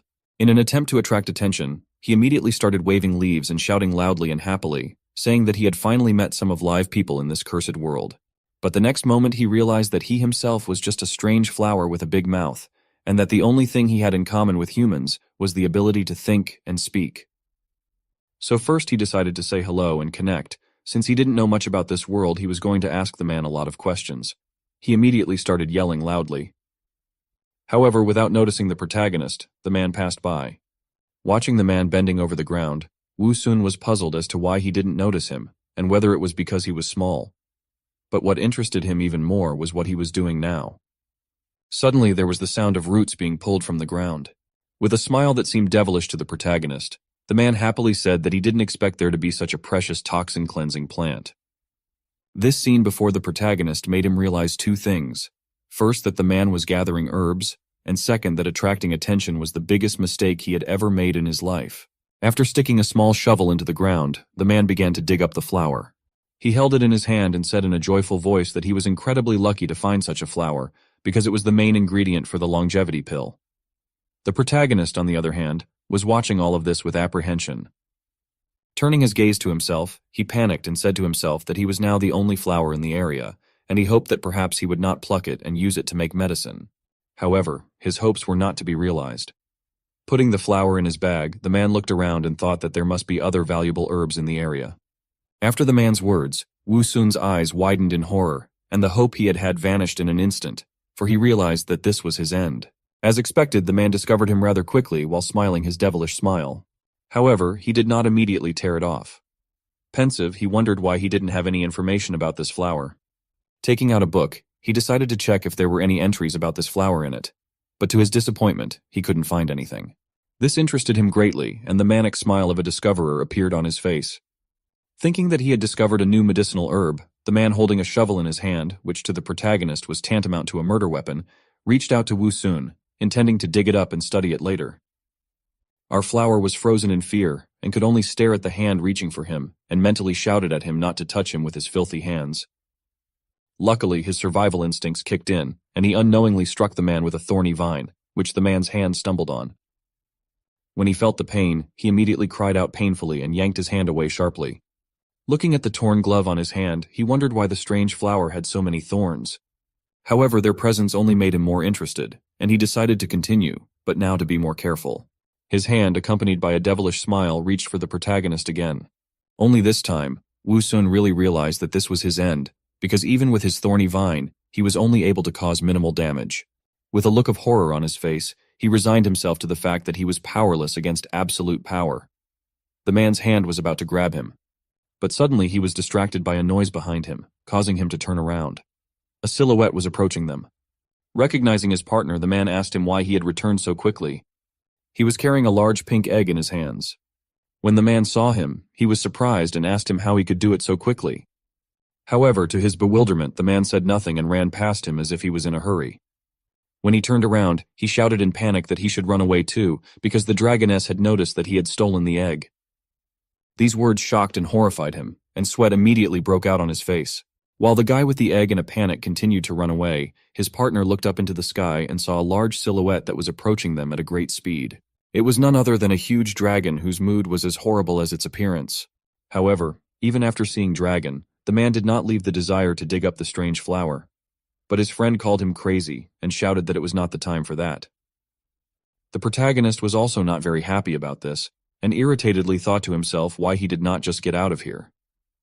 Despite the extreme situation and his friend's shouting, he was still hesitant. But even this greedy guy valued his miserable life, so he followed his friend and turned around and said that he would definitely come back as soon as he had a chance.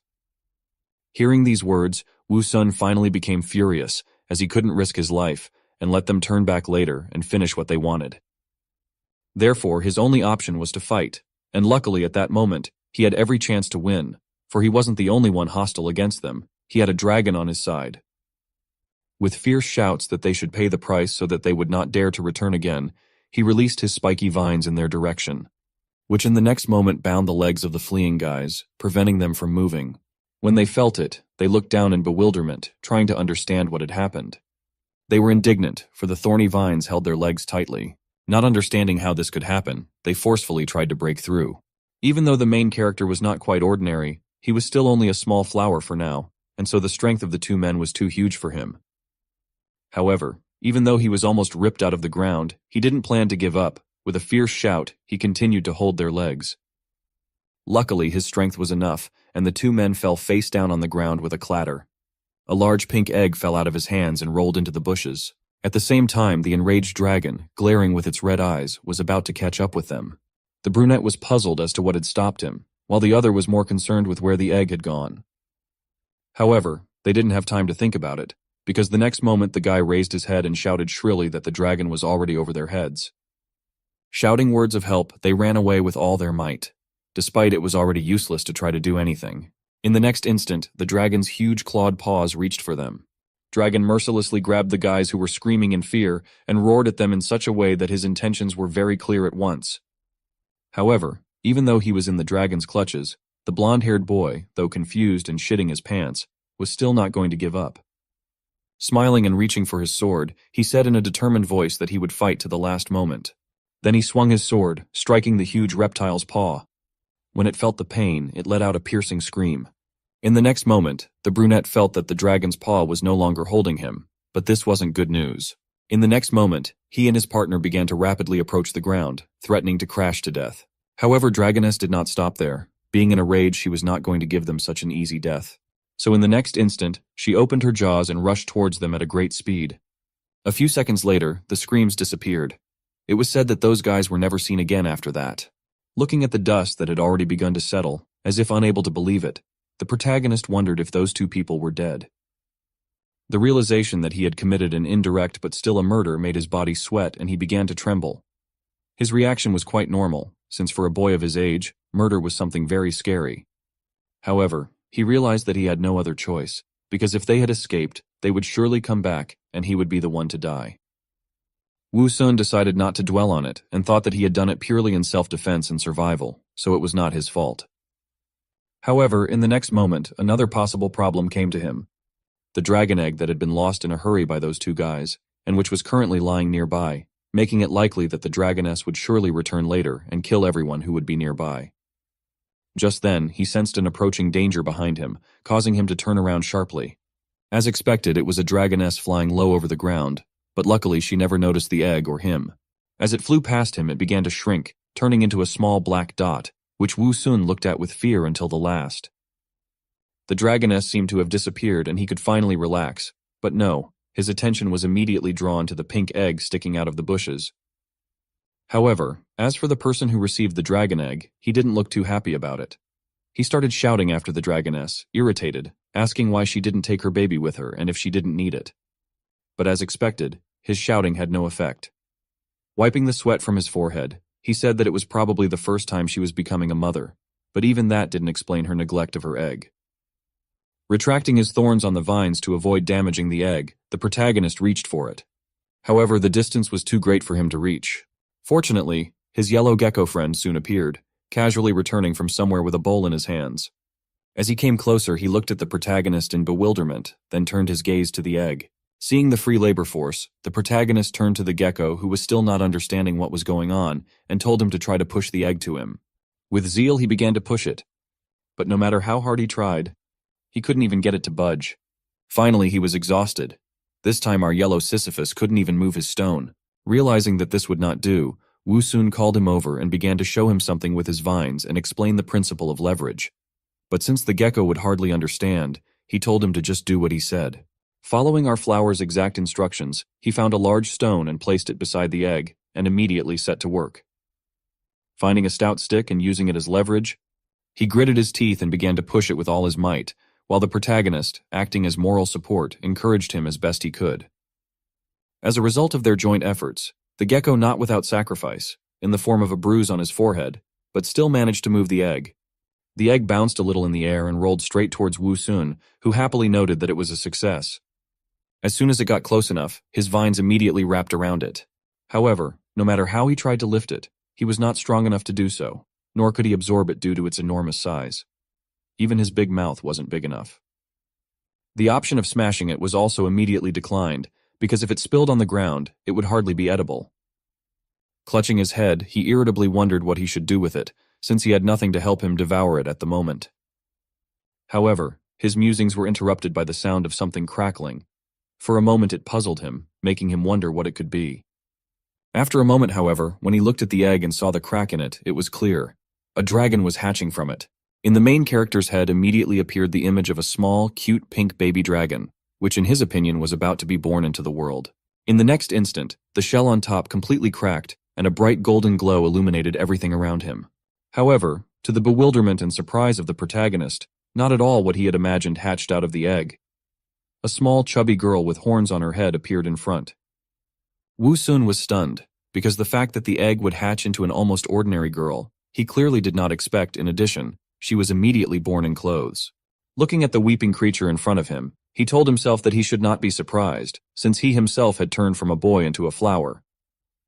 He looked more closely at the little girl, who had stopped crying, and noted that she had the horns and tail of a dragon, while her body looked human. Comparing these facts, he concluded that it was most likely a dragon girl. Suddenly the little dragon girl grabbed the eggshell with her chubby little hands, and began to chew it with her sharp little teeth. Seeing this, the protagonist in a panic wanted to stop her, saying that she should not eat the eggshell, but when he thought about it, he stopped. As a human, he had read many fantasy novels in which he had heard that as soon as a dragon hatches from its shell, it immediately eats it. Comparing the fact that he could have been in one of those fantasy worlds, which there was a lot of evidence for, he decided to leave everything as it was. By this time, the little one had eaten all the shells that were around, and was now looking at the last one she was sitting on. Making the incomprehensible sounds inherent in all newborns, she took hold of the shell with her hands. Then, panting, she began to try with all her might to pull it out from under her. As a result of which she succeeded in doing so, but at the same time she lost her balance and fell on her back. Seeing this, Wu Sun said with a disdainful look that this kid must be pretty dumb. Losing sight of the last piece of eggshell, the little dragoness began to look around. And the first thing she noticed was our flower, which noticed her gaze too and tensed up. The baby dragoness immediately and happily crawled over to him, calling him Mom. Wu Sun was very shocked at what he heard, and began to nervously glance at the gecko, asking if he heard her call him Mom. However, after he calmed down a bit, he thought about the possible reasons for her behavior. He remembered that he'd once heard that birds recognize the first creature they see after hatching from an egg as their mother, but he'd never thought that applied to dragons as well. And besides, what kind of mom could he be? He's a young guy after all. But that fact, along with the prickles, didn't seem to bother the baby dragoness at all, who immediately rushed at him with hugs and joyful cries of "Mommy, Mommy." She was so insistent and heavy that the poor flower was barely holding onto the ground with its roots and trying to prove to her with reasoned arguments that she had it all mixed up and he was not her mother. Its stem was cracking from the strain and the roots were beginning to pull out of the ground. But the little dragoness did not stop and continued to call him mommy and piled all her weight on him. The poor flower began to think that she was doing it on purpose and was going to tear him out with the root and began to beg her tearfully to stop and let him go. And surprisingly, she let him go. Wu Sun exhaled a sigh of relief, but continued to lament that he was about to fall apart. Out of all this, the good news was that the little dragon girl seemed to understand his words. But that didn't mean she'd had enough cuddling, and she'd already spotted her next victim, a gecko, who, when he saw the look in her eyes, knew he was in trouble. Now it looked like he was going to be a plush toy for the little girl in addition to his job as a bug hunter and water carrier. But judging from her cries, she had mistaken him for her daddy. And now Wu Sun was not happy about what was happening. So he indignantly told her that she had gotten it all mixed up, and he was the father here, not the mother. And this gecko is here as the pet dog, not the father. The little baby dragon girl looked at him carefully, but still continued to clutch the poor gecko. But it seems she understood what he told her as she set the frightened gecko on the ground. Only to grab him again and hug him again, calling him doggy. The poor thing didn't seem at all happy about the role, and his look said it clearly instead of saying it. Wu Sun was glad that she understood him, and now realized who the gecko was. Calling her a smart girl, he asked who she thought he was now. But she didn't answer. Instead, she let go of the tortured gecko and stared at him intently. Then she showed him in no uncertain terms that she was hungry and wanted to eat. Wu Sun was not thrilled with the idea of sharing food. However, no one asked his opinion, and immediately after she spotted a dry leaf with bugs on it. She began to carelessly eat them without paying attention to the indignant cries of the disgruntled flower. In just a few moments she ate every last beetle, leaving behind only a dry leaf. And it seems that now, after a good meal, she wanted to sleep. Wu Sun didn't mind if she slept anywhere, but she surprised him and crawled right over to him, laying down near his roots. She immediately fell asleep carefree like a real baby. Watching such cuteness together with the gecko, even the constantly disgruntled flower could not say anything against it. And she slept like that until the next morning, when the rays of the rising sun woke her up. Immediately after the baby dragoness woke up, she began to cry shrilly, demanding to be fed as soon as possible. She was hungry beyond belief. Wu Sun immediately began to calm her down and tell her to be quiet and stop crying because now he would send their dog for food. Our flower turned to his faithful dog with a very important task, to find as many beetles as he could as quickly as he could. Gecko already had a leaf in his paws and was ready for such an important mission. As he ran off to hunt, Wu Sun tried his best to calm the little girl, assuring her that their faithful dog would soon return with plenty of food. But the little one still wouldn't calm down. Now he realized how hard it was to be a nanny, and how the constant crying gave him a headache. At last, the gecko returned from his hunt with a pile of bugs. The baby immediately began eating them, quite enjoying the process, while the also hungry flower and gecko could only swallow drool. Wu Sun even asked her not to finish all of them and leave at least one bug for daddy. But as it turned out, those bugs weren't even enough for her, and as soon as they ran out, she cried again, demanding more. Wu Sun didn't understand how she could be so brazen, eat everything, leave everyone else hungry, and then demand more. Now the poor gecko had no choice but to go hunting again, while our little flower was left alone with a crying little girl. He realized that he was afraid of her appetite, just in case she decided to eat salad after a meal of bugs. After a while, the gecko returned again with a bunch of various bugs. Wu Sun had already lost a good amount of weight, and now took one beetle with trembling leaves and was about to eat it. The haggard gecko did the same, as he received nothing for his efforts. But looking among themselves, they realized that if they ate them, the little one would definitely not have enough. They couldn't even afford to eat, no matter what they deserved.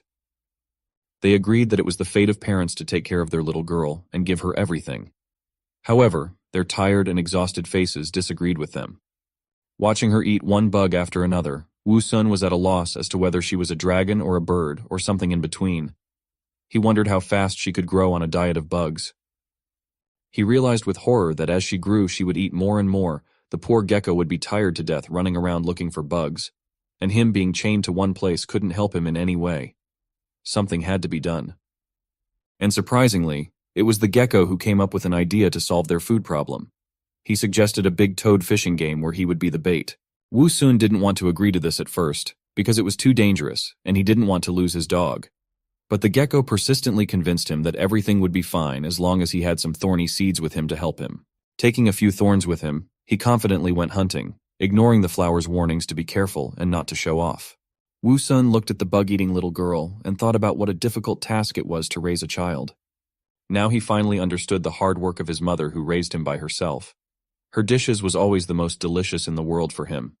After a while the gecko returned, and not by himself. He barely escaped from his pursuers. Our flower was surprised that he came back so soon. And he brought not a toad, but aggressive and dangerous wasps. A whole swarm of wasps that buzzed frighteningly in pursuit of the intruder. It turned out that the gecko had figured out an ingenious way to get a bunch of food quickly, and threw barbs into the wasp's nest, causing them to chase after him. He was lucky that he was able to get to his defender in time, otherwise his skin would have been like a sieve. Now it was Woo-sun's turn to show the wasps what his improved barbed whips could do. The wasps seemed to be serious and rushed to attack without delay. However, Woo-sun had already prepared a surprise for them, and met them with a hail of spiky kang-ers. Days of practice had not gone to waste, and now he could hit one wasp after another with enviable accuracy. The wasps fell to the ground, and there was already a heap of them. But this did not stop the wasps, and despite the death of their fellow wasps, they rushed forward. Gradually, Woo-sun ran out of all the barbed ammunition that he had been accumulating for weeks. This was not a big deal as it was not his main weapon, but merely his first line of defense. He had already prepared his spiky whips for the wasps coming closer. And when the wasps flew closer, he released his spikes with all his fury, making a kebab of all the remaining wasps at once. After a couple more minutes of battle, the last wasps were defeated, and Woo-sun could now breathe a sigh of relief. It was finally over, and a large pile of dead wasps had formed in front of him, which should be enough for the baby dragoness for the time being. The gecko and the baby dragoness came out of their hiding place, happy that they had such a strong and reliable guardian. The baby dragoness ran to him, shouting happily that her daddy is the best. They stared questioningly at the battlefield littered with wasp corpses. Seeing their indecision, Woo-sun advised them to collect the wasps and its thorny seeds. He was sure that these wasps would be enough for the little one for a few days. Gecko went to collect first, and the little one wanted to help him too. After a while, they were able to collect a large pile of wasps, and even Woo-sun couldn't stop marveling at how many wasps there were. At last, they could eat as much as they wanted. And now the role of a father didn't seem so difficult for him anymore. The bonus to all of this was the many chests Woo-sun received, and surprisingly, even Ruhwa didn't seem so ugly anymore. Though why am I lying? He's actually hopelessly ugly as always. After a while, seeing the little girl eating bugs non-stop, Woo-sun thought that having their daughter grow up eating bugs all day long wasn't normal. They should have gotten some meat and fed her properly. Gecko was of the same opinion. In order to get meat, they applied their already mastered style of hunting with the use of live bait. A few hours later, the gecko found their future lunch. This lunch was pretty big and hangry itself, so it immediately started chasing Gecko and trying to get him with its tongue. The unsuspecting toad stalked the gecko, catching up to him with its leaps. But he skillfully played the role of the victim and gradually led it into the trap. And when the toad was about to catch up with him, he suddenly turned to it and shot it with an imaginary gun. The toad, who was already hoping to swallow such an impudent gecko, did not even notice the green lightning bolts that were approaching it. It didn't even have time to squawk when the barbed whips bounded in a dead grip, and with one swift sweep of another whip. Woo-sun ended her suffering, and black toad blood splattered in all directions, and her dead body hung helplessly among the thorns. With a few quick movements of the whips, the toad carcass fell to the ground with a thud. Woo-sun was happy that he had defeated the toad so easily, and now they would have a meat for dinner instead of the bugs.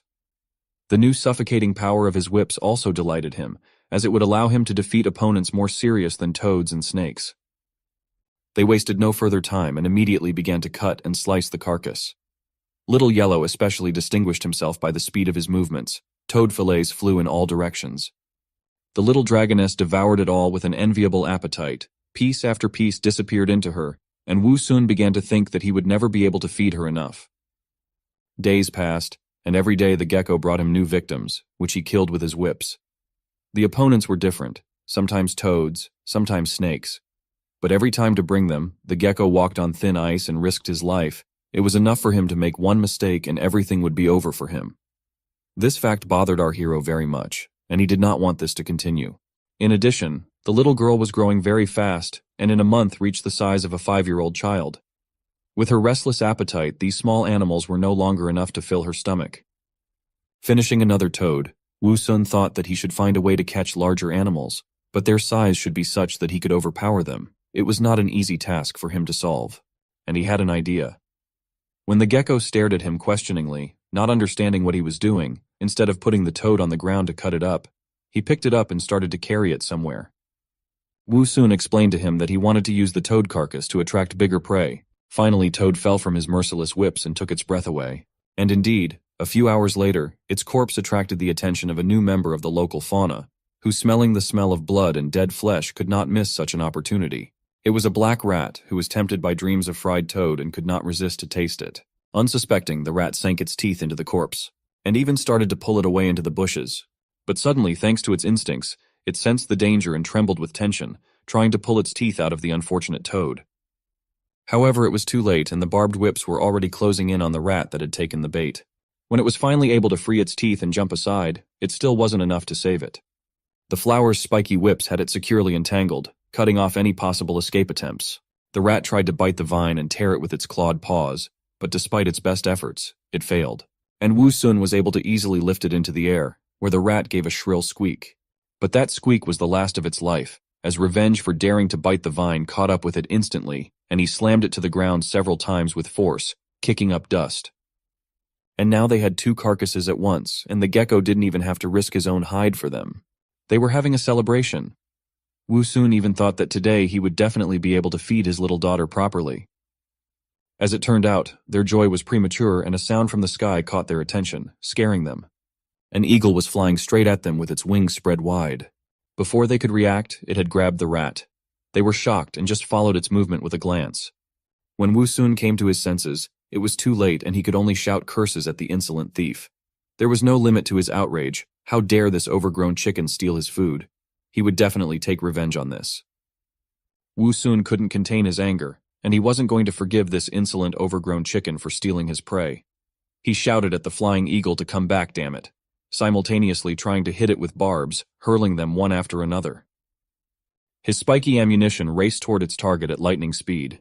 It seemed as if the villain was about to receive a just punishment, and his chicken ass would be slapped. But the eagle was too high and only mockingly looked at his pathetic attempts and spikes, which simply did not reach him. He was quite pleased with himself. Taking the prey from another weakling was a very successful move for him. Besides, what could these pathetic ground creatures without wings do to him? This only made Wu Sun angrier, but he couldn't do anything about it. He had already realized that the eagle was too high, but his powerlessness only made him more annoyed.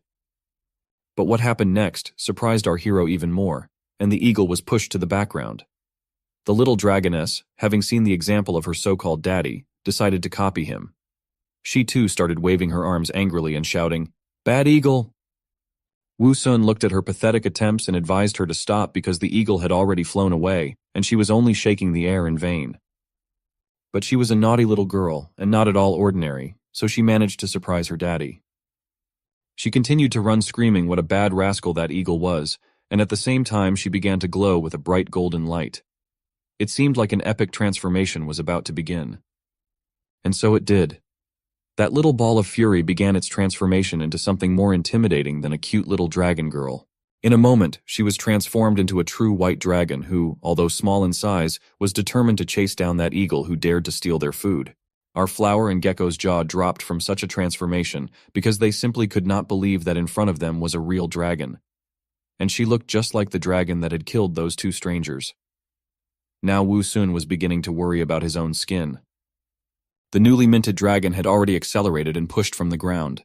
However, instead of flying majestically, something was wrong.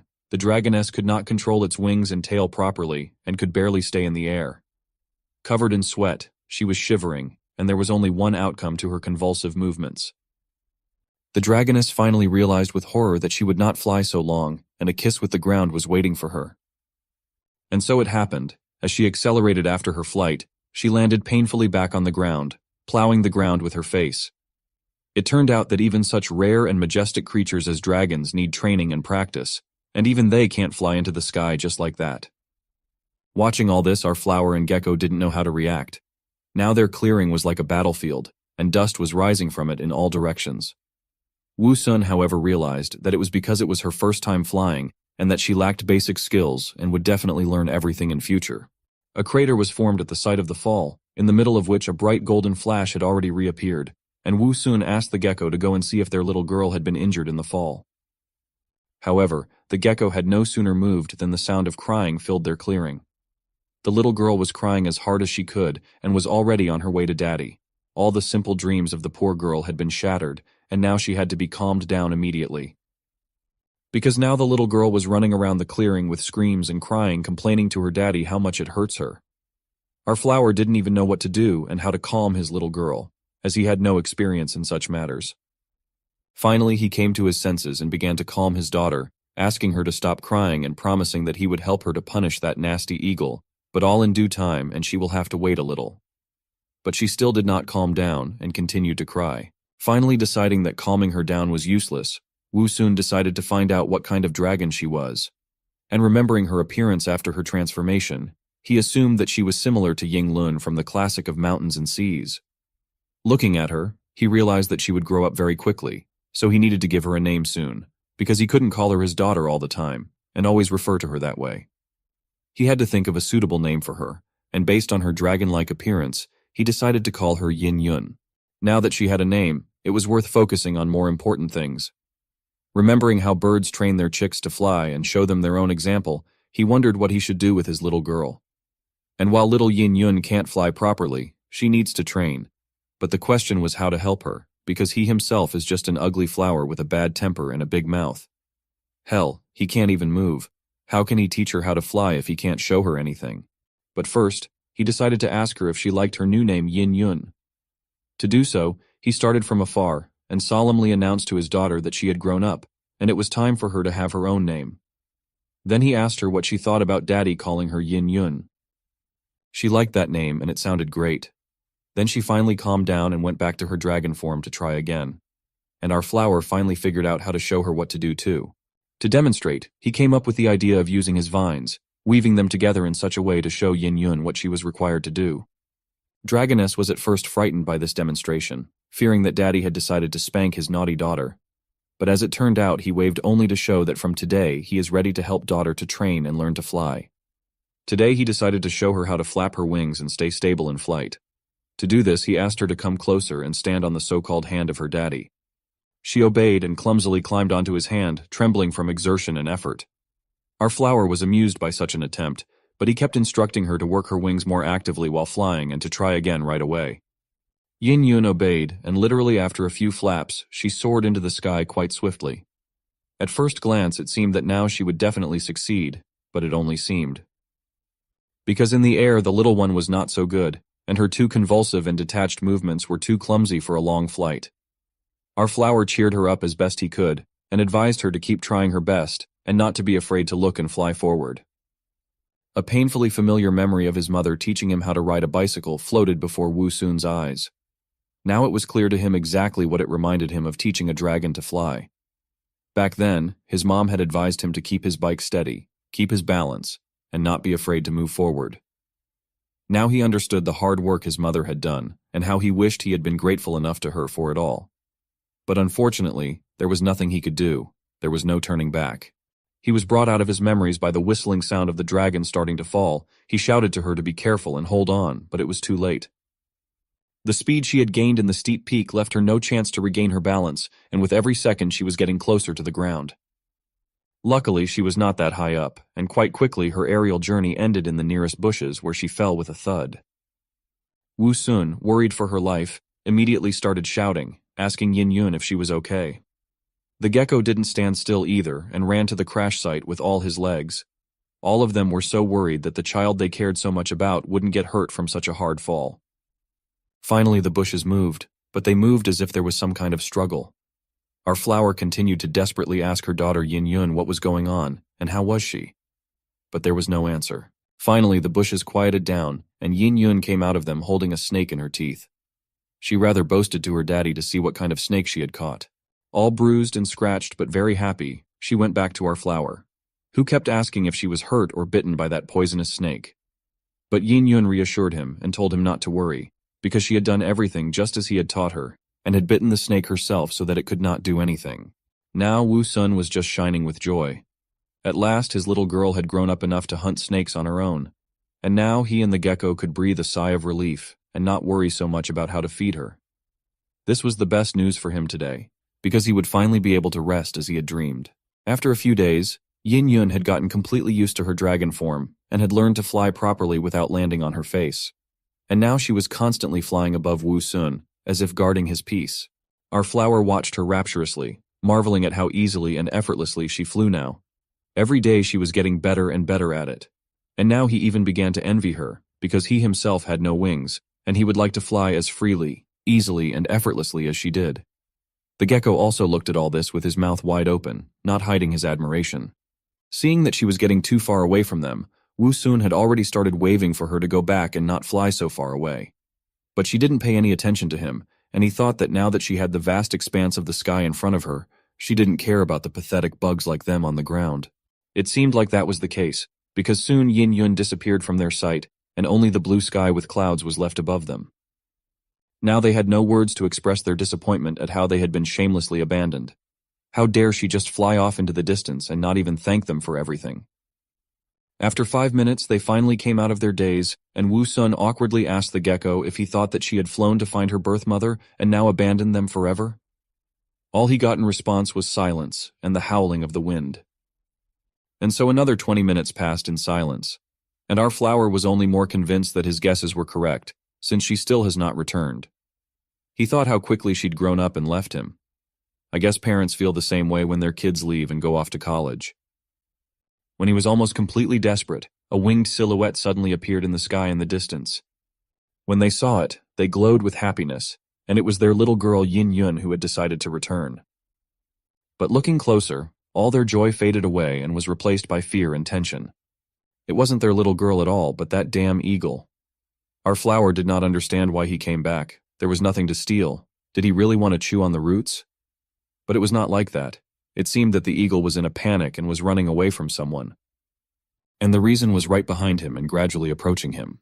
It was Yin Yun, who was very serious and had actually flown specifically to find this eagle and pluck its feathers.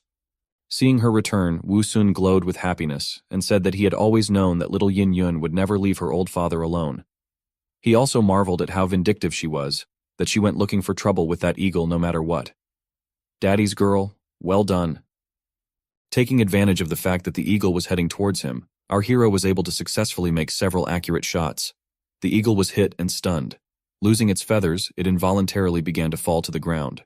Wu Sun marveled at how clever his daughter was, for she had deliberately sent the brazen eagle towards them. It was not an easy opponent, so teamwork was necessary. Although the enemy was hit, it was not enough, because he had already had time to come to his senses and continue to run away. However, our hero did not plan to just let him go. In addition, he was eager to try out and practice a new skill. In the next instant, dozens of spiky seeds soared into the sky and headed towards the eagle at a great speed. Although our hero was not a sniper in his past life, but it seems that his skills were successfully trained. After all, it was very difficult to explain his accuracy in any other way. Once again receiving a hit for his crimes, the eagle screamed in pain. But as it turned out a moment later, the thorns were not the only and not the worst of his problem. There was hardly anything scarier than a dragon's big clawed paw about to grab you by the head. Already in the next moment happened what seemed to be to end the eagle forever. Our little girl had successfully managed to grab him. But as it turned out, everything was not so simple, and the eagle turned out to be even more unpredictable opponent than they expected. Even as he fought the dragon, he wasn't about to give up. In the next instant, he bit Yin Yun's finger with its strong beak. Our little girl wasn't prepared for this. After all, she was just a small child.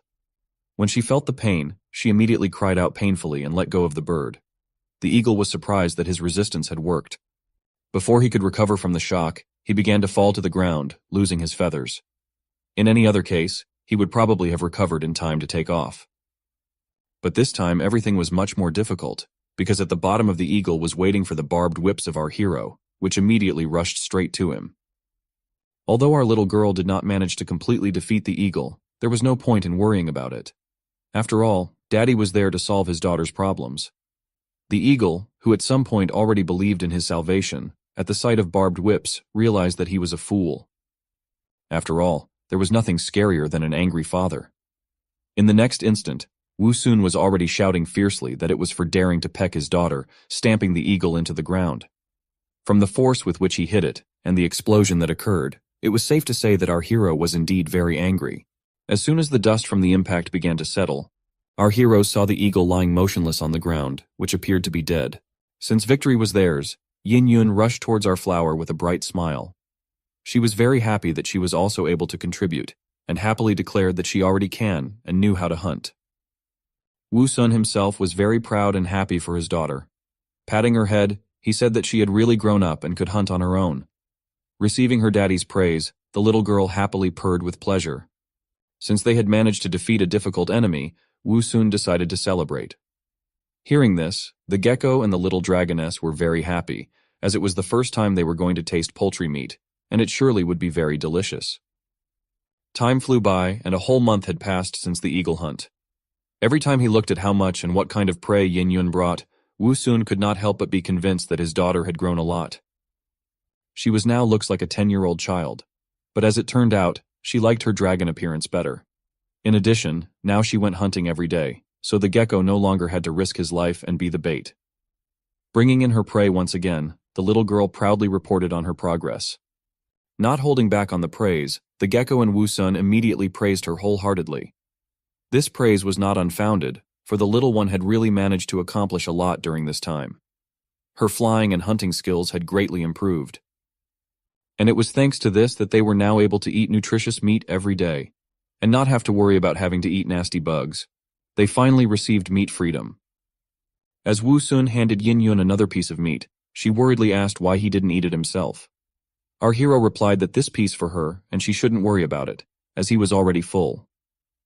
He realized that his little girl continues to grow day by day, and in the near future it will not be enough for her to eat only frogs, snakes, and birds that she hunts now. So now he tried to do everything on his part to make her stronger. But soon, he didn't need to worry about it anymore. Yin Yun herself began to feel that this meat was clearly not enough for her, so she soon began to hunt bigger prey. The first big catch was a large lynx, which his little dragoness didn't leave a chance for survival. Seeing such a large prey, Wu Sun was shocked and couldn't believe at first that she had managed to catch a real lynx. Realizing what a strong opponent his daughter was facing, our hero began to ask excitedly if she was hurt. Yin Yun proudly replied that he shouldn't worry about her, as she was already very strong and could take care of herself. But the surprises for Wu Sun didn't end there. For the next time, Yin Yun brought a hyena. Our hero was so surprised that he stared at her prey in silence for a few seconds with his eyes wide open. When he came to his senses, he immediately shouted to Yin Yun, saying that he had already told her not to catch such a large prey. In addition, hyenas were particularly dangerous. They lived in groups and were also very cunning. But what worried our hero even more was whether his little girl had any wounds. When she landed on the ground, the little dragoness told him not to worry about her, as she remembered everything he had taught her. She added that she had followed his teachings and attacked the hyena when it was alone. However, as soon as she came closer, our hero immediately noticed a bleeding claw wound on her leg. Like a real caring father, he immediately told her to come over so he could examine the wound. Examining the wound, he asked about what had happened. Yin Yun immediately began to reassure her caring daddy. She replied that it was just a small scratch she got when she was hunting. The hyena reacted too quickly and managed to bite her. After listening to her, Wu Sun replied that it isn't minor injury, and wound is still bleeding. Although Yin Yun was a dragon, she was still very young and inexperienced. Therefore, our flower couldn't help but feel worried. Besides, when hunting large prey, she didn't always manage to kill it with a single strike. She had to grab it and throw it down from a height. This was a risk because the prey, even when clawed, could fight back and hurt her very badly. He immediately remembered how he himself had come home as a child with scratches from falls, and every time his mom was treated his wounds and told him to be careful. But he was a kid at the time, and he wanted to do what everyone else was doing and jump from the flower beds. His mom understood that, so instead of banning him from playing completely, she decided to teach him how to land properly. So that he could minimize the damage from the fall, she taught him that he should bend his legs, keep his body's center of gravity downward, and imagine himself as a spring when landing. Also, he should try to be flexible and supple. To which Wu Sun happily and enthusiastically replied that he got it and would follow this advice. Now looking at the wound on his daughter's leg, he saw that it had already stopped bleeding and was beginning to heal. When he saw this, he was once again convinced that she was worthy of the title of mythical beast because she had the same strong healing properties. However, even that couldn't completely guarantee her safety. And so he definitely needed to teach her some methods of hunting and defense, so that in difficult moments she could protect herself. Just like his mother had taught him as a child. But the problem was that he didn't know how he could teach Yin Yun how to hunt. After all, he wasn't a flying dragon and couldn't show her how to hunt. And he didn't know how to hunt like a real adult dragon. At that moment, our hero realized that being a father was a really hard task. However, even in the most difficult moments, our genius flower always found a way out. And this time was no exception, because soon a great idea came into his head. Even though Wu Sun didn't know how the dragons hunted here, he was an immigrant from another world, and he knew one thing. The safest way to launch an airstrike is to drop bombs and launch projectiles. The very next moment, he set about implementing his plan to train his little girl. Turning to the perplexed Yin Yun, he told her to bring a large rock with which she could fly freely. Gecko, on the other hand, he ordered to draw a large enough cross on the ground. Armed with the broken bone, the gecko successfully completed his task. Everything was ready for training. As soon as he finished, Wu Sun immediately shouted to him to run away, which he did in a hurry. A moment later, the majestic silhouette of a dragon appeared in the sky. After finding the right stone, Yin Yun returned back. Wu Sun immediately started giving her instructions on what to do. He explained that she had to aim first, then swoop down on the mark and throw the stone at it. Although it was not an easy task, Yin Yun had no choice. After all, in order to hunt safely, she needed these skills. Therefore, after concentrating and aiming, she released the stone. Once in the air, it flew towards the ground, and hit the ground with a loud rumble. However, as expected, she failed to hit the cross for the first time. It was not surprising, as such precision required a lot of training. But unlike her daughter who thought it was a failure, Wu Sun was delighted and proud of her achievement, because even though it was her first throw, she almost hit the target. She was training much faster than he was, and the title of Lizard Outliner Master would definitely stay with him. But she couldn't stop there. So our hero said she should keep practicing. And first, she'd have to learn how to hit fixed targets, and then move on to moving targets. And when she can hit every target without a problem, she'll be considered a godly pitcher. Half a month later, a pack of hyenas snoozed peacefully in the desert landscape, unsuspecting of anything. And they were dozing for a reason. The nibbled remains of a carcass nearby told that they had had a big meal not long ago. One of the hyenas was yawning sweetly, and life suited it just fine, until the moment everything changed. And a whistling sound from above made the hyena raise its head up, its instincts telling it that it was in danger. But when it saw the boulder flying directly at it, the hyena was stunned and didn't understand what was happening or what to do. It is not every day that hyenas are hit in the head by boulders, and its reaction was expected. In a moment, the hyena was finished and only blood spattered from under the stone. The rest of the pack of hyenas immediately ran away raising dust. The unlucky one who had been hit on the head with a stone finally lost his spirit. His carcass was immediately grabbed by large white claws and dragged upwards. It was little Yin Yun, who had grown a lot in the past half a month. Children always grow fast, but dragons were much faster. Right now, she was happy with how she had done. How epic she had crushed that hyena with a rock, all thanks to her daddy who had advised her on such a really effective hunting method. Using this stealthy attack method, Yin Yun didn't have to worry about scaring the hyena pack early, and she could catch the hyena that she liked without worrying of being bitten.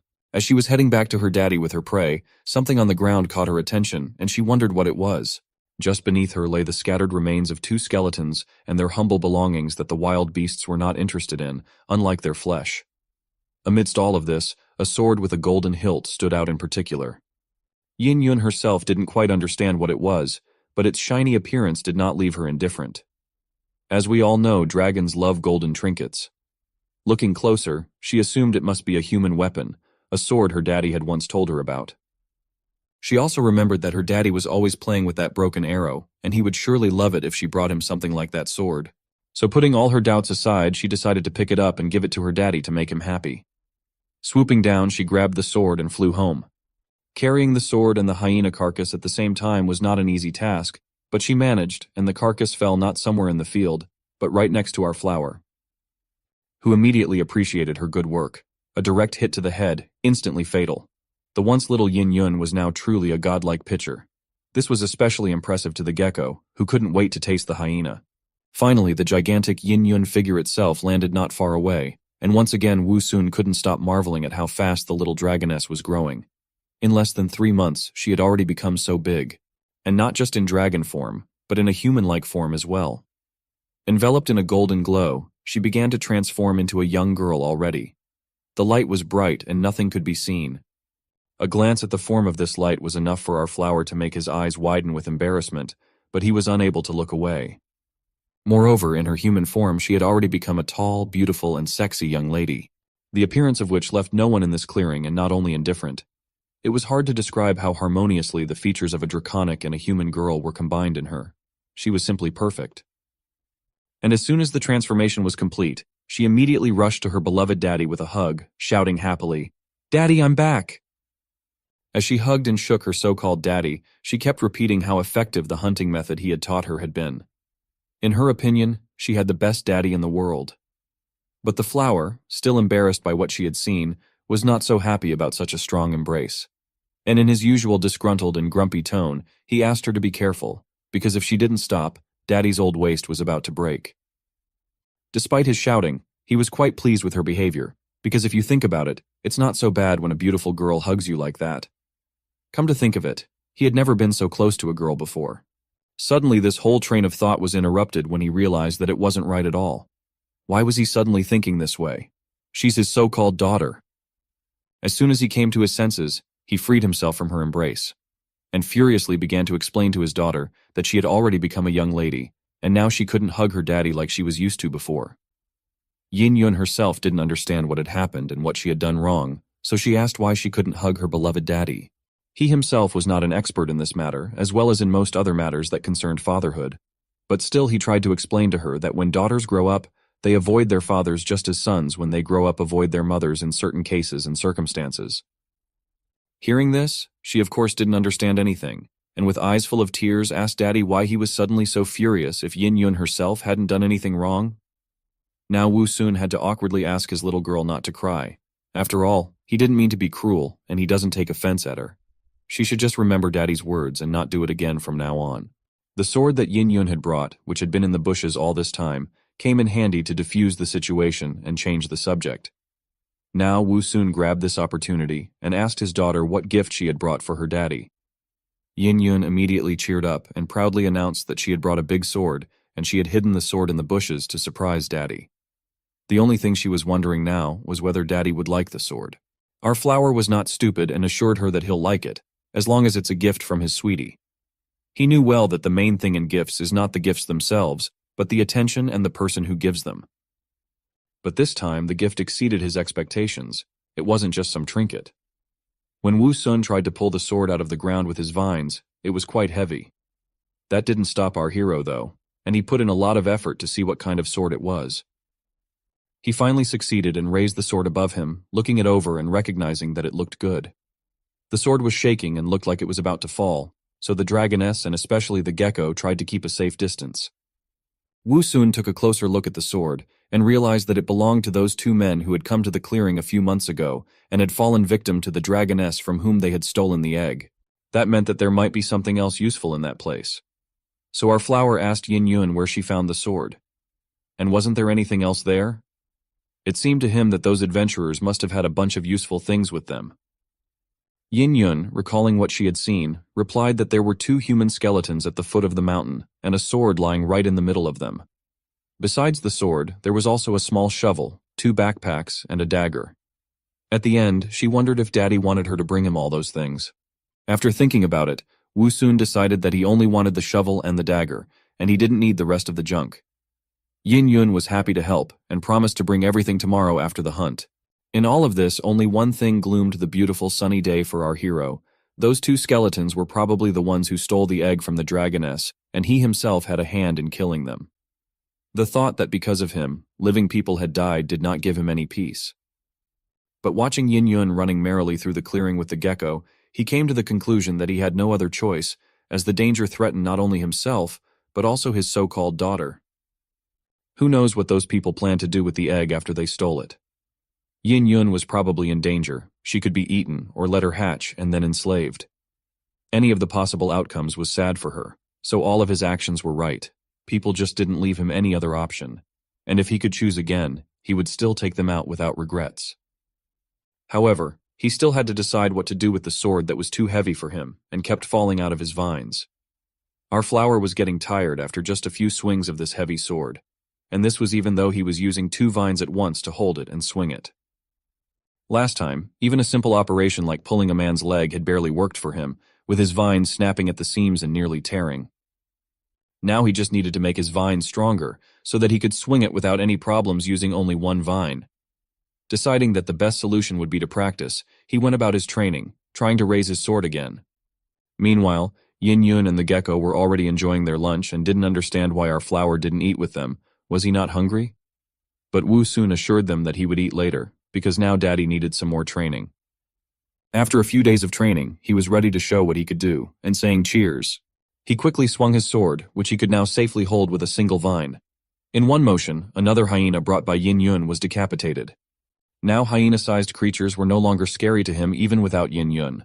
The sword was a significant advantage in a fight with any opponent. Wu Sun had a whole cheerleader squad, including 2 cheerleaders, Yin Yun and Gecko. They were marveling at how he cut the hyena into 2 pieces with 1 swing. How incredible and powerful he is. All thanks to his training and several improvements in evolutions, with which he could now easily swing this sword with each of his 4 vines. Further slicing the hyena into smaller pieces, he invited everyone to come for it was time to eat properly. Daddy was cooking. Wu Sun decided that it was cool to use the sword as a kitchen knife, but it was even better to hide it in the bushes and use it as an ace up his sleeve in case of an emergency. If some humans or other large animals show up nearby and decide it's a good idea to pick the odd flower, he can catch them off guard and slay them.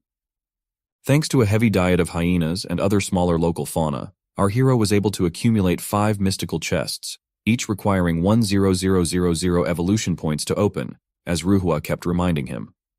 Judging by his appearance, the way he congratulated our hero on receiving the chests looked not sincere, but Wu Sun had long ago stopped paying attention to this ugly system spirit and continued to quietly enjoy the meal. It was only when they had all eaten that he decided to open a few boxes, but he didn't want to choose one himself and entrusted the choice of 1 chest to Gecko and the other to Yin Yun. It was time to test their luck and knowledge of arithmetic. Each of them had to choose 1 number from 1 to 5 and tell about their choice. Watching the behavior of our flower Yin Yun kept wondering why every time after meals Daddy always plays arithmetic games with them, after which he is either delighted or upset and argues with the air. In short, he behaved as strangely as possible, even for a flower with a bad temper. But it didn't matter to her. As long as her daddy was happy, she was willing to play his weird games. This time she chose the number 5, and the gecko chose 2.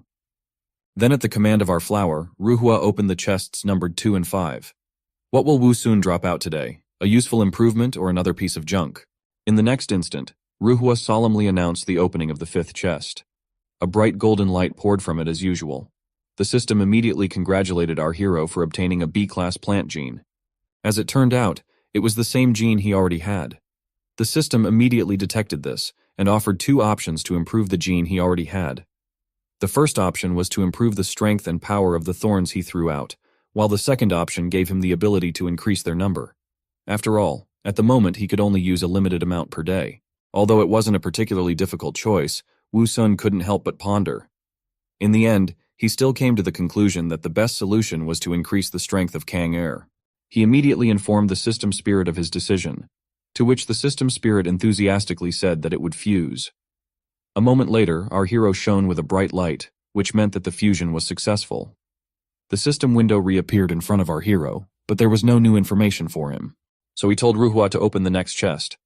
Unlike the last chest, this time Wu Sun had a new gene called the grape plant gene, which was a C-class gene. It was a grapevine, which was one of the oldest fruit tree species in the world, and was known for its nutritional value. However, it was not this information that interested our hero. When he saw the information that the fusion was to take place with a portion of the fruit, he wondered what it could mean. Ruhua immediately explained that it meant that he would be able to blossom and bear fruit.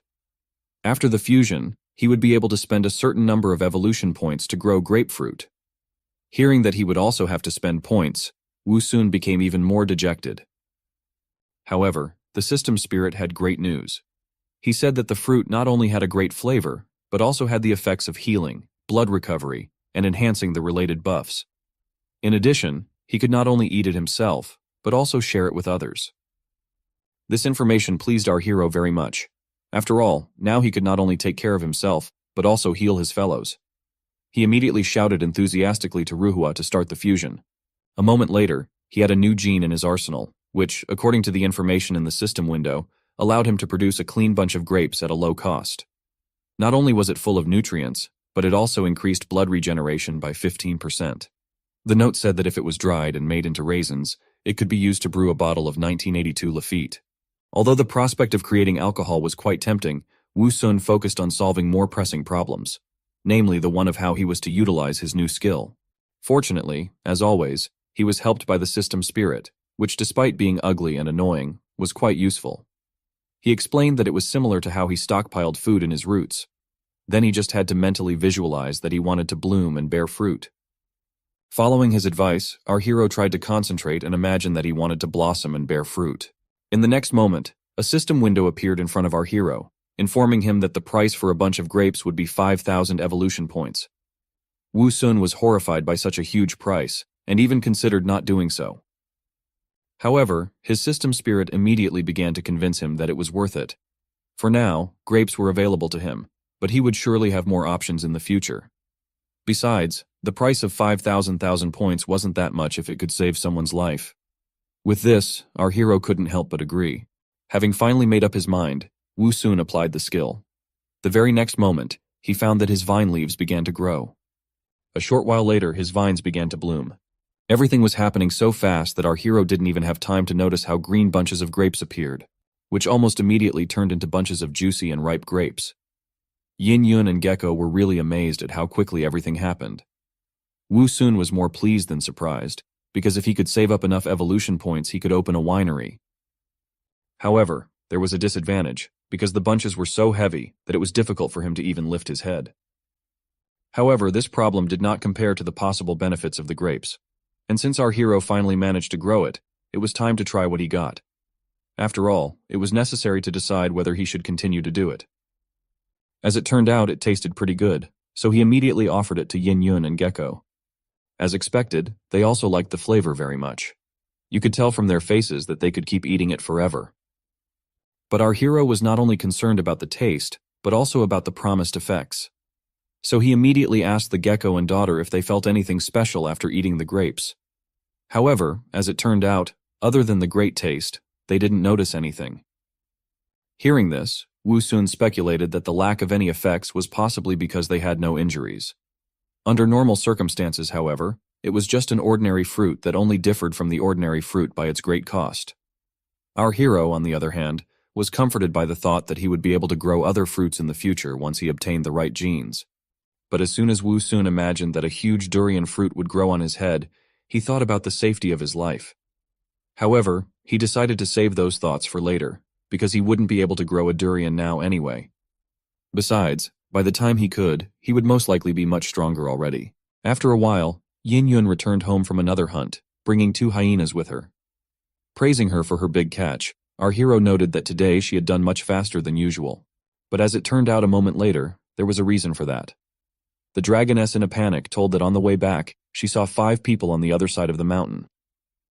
This was not good news for our hero, because after what happened, he had no desire to encounter people in this world. At least now.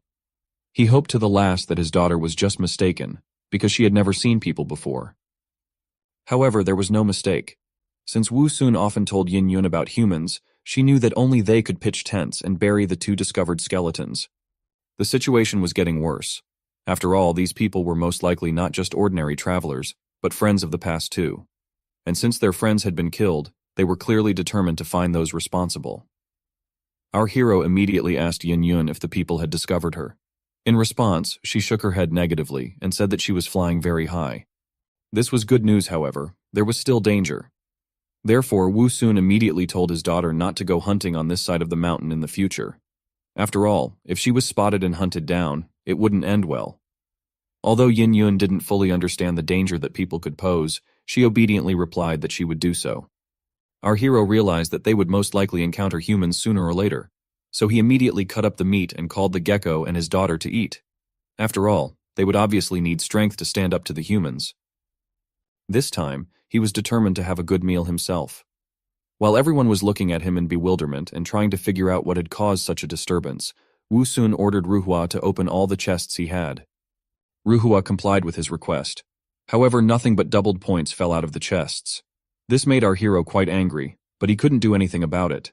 So he ordered the system spirit to set aside 50,000 points and spend the rest on strengthening his leaves, stems, and vines. The enemy was going to reappear sooner or later, and by then he had to have gotten stronger by any means necessary. He had been lucky last time. This time, however, he must have the strength to protect not only himself, but also those he cared about. A few days had passed since then. A large shadow swept over the ground at a great speed. It was Yin Yun, who was scouring the surroundings for prey as usual. However, there was a problem with that lately, as there were no more prey left in this area. And on the other side of the mountain, she couldn't hunt due to her father's prohibition. But as it turned out, even this neighborhood was no longer safe. For even now, there was someone watching her from the ground. It was two men who were watching the dragon flying in the sky from the bushes. Realizing that it was still quite young, they were already beginning to imagine how much money they would receive. All they had to do was wait for the young and inexperienced dragon to fly closer. A moment later, the arrow shot through the air and into the sky. After reaching its target, it stabbed into the wing of the unsuspecting Yin Yun, who let out a painful cry at the same moment. Even though she was a dragon, even an arrow could still cause her very serious damage. Fortunately, she didn't get confused like when she fought with the eagle, and didn't fall to the ground. Her eyes immediately started looking for the offenders. When she saw the group of armed men, she was puzzled, as she couldn't understand how they had gotten here. However, she had no time to think, because the next moment several more arrows flew at her. This time Yin Yun was ready. She immediately soared upwards, leaving no chance for the shooters to succeed. Ignoring the pain in her wing, Yin Yun immediately decided that she had to report everything to her daddy. Watching the dragon fly away, the man with the crossbow in his hands laughed. Since he had managed to wound its wing, it was clear that it wouldn't be able to fly far. The others also agreed with him. After all they had to do now was to follow the dragon to the south. The bald man with a beard, who was probably in charge of all these bastards, ordered the two guys to prepare a dragon cannon. After all, even a young dragon was still a dragon, and anything could be expected from it. Soon, Yin Yun managed to return to home clearing, where our hero was already waiting for her. Noticing that her wing had been pierced by an arrow, he immediately began to panic and ask about what had happened to her and who had injured her. Yin Yun sadly replied that it was humans and that they were already here. Our hero couldn't immediately understand what was going on and how the humans were able to find them. He immediately asked Yin Yun if she hadn't listened to him and hunted near the human camp. She replied that she hadn't. She panicked and explained that she was suddenly attacked by 3 people who were hiding in the bushes. Hearing this, Wu Sun could not contain his anger. He was very angry at the bastards who dared to touch his little girl. Asking Yin Yun to be patient for a while, he started to pull out the arrow from her wing. Even though it was painful, it was definitely necessary before he could treat the wound. Having accomplished this task, our hero began to grow a bunch of grapes. In just a few moments, in front of him appeared ripe and juicy grapes. That soon flew straight into the dragoness's mouth.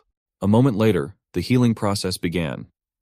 Wu Sun was surprised to see such a fast regeneration, as the dragon's regeneration together with the effect of the grapes literally performed miracles, and our dragoness's wing was restored in a matter of seconds. Seeing that everything was successful, our hero asked his daughter how she was feeling. She was still a little worried though, and replied that she was no longer in pain. While Wu Sun was taking care of and treating Yin Yun, he completely forgot about their main problem, which was people. The next moment, a gecko rushed over in a hurry and panicked to report that 3 people were heading towards them. Such a rapid development of events took our heroes by surprise. Although they realized that sooner or later people would find them, they could not think that it would happen so quickly. The gecko's words were true. In a few moments, several silhouettes appeared on the horizon, and they were approaching them quickly. On the face of our hero, there was horror. He realized that they probably couldn't avoid a fight, but he decided to try. He ordered Yin Yun and the gecko to run away and hide in the bushes. He could only hope that they wouldn't be noticed. Yin Yun and Gecko began to reluctantly run away. They didn't want to leave Wu Sun behind, but they had no other choice. All they had to do was hope that their daddy could think of something. Soon, 3 poachers did indeed appear. They moved rather cautiously, and looked around carefully for a downed dragon.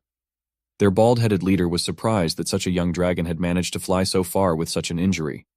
At the same time, Wu Sun was watching them from behind the bushes. Although he had the goal of hiding and not attracting attention, it wasn't that easy for him. After all, he could hardly restrain himself from pouncing and slashing these bastards. Suddenly the fatty excitedly noted that there were many different rare plants in this area. While he was shaking his head in different directions, what our hero feared happened. Looking at Wu Sun, the big guy told the others that he had found some strange plant that he had never seen before. Our hero's disguise was finally revealed. The gazes of all the men were directed straight at him. In their minds he looked strange, and even a little disgusting. However, their leader was of a different opinion, because he knew that the stranger the plant looked, the more expensive it was. Wu Sun listened to their conversation with an annoyed look. Although he was just a simple, ugly flower with a big mouth, even he had pride. But making fun of his appearance wasn't his biggest problem right now.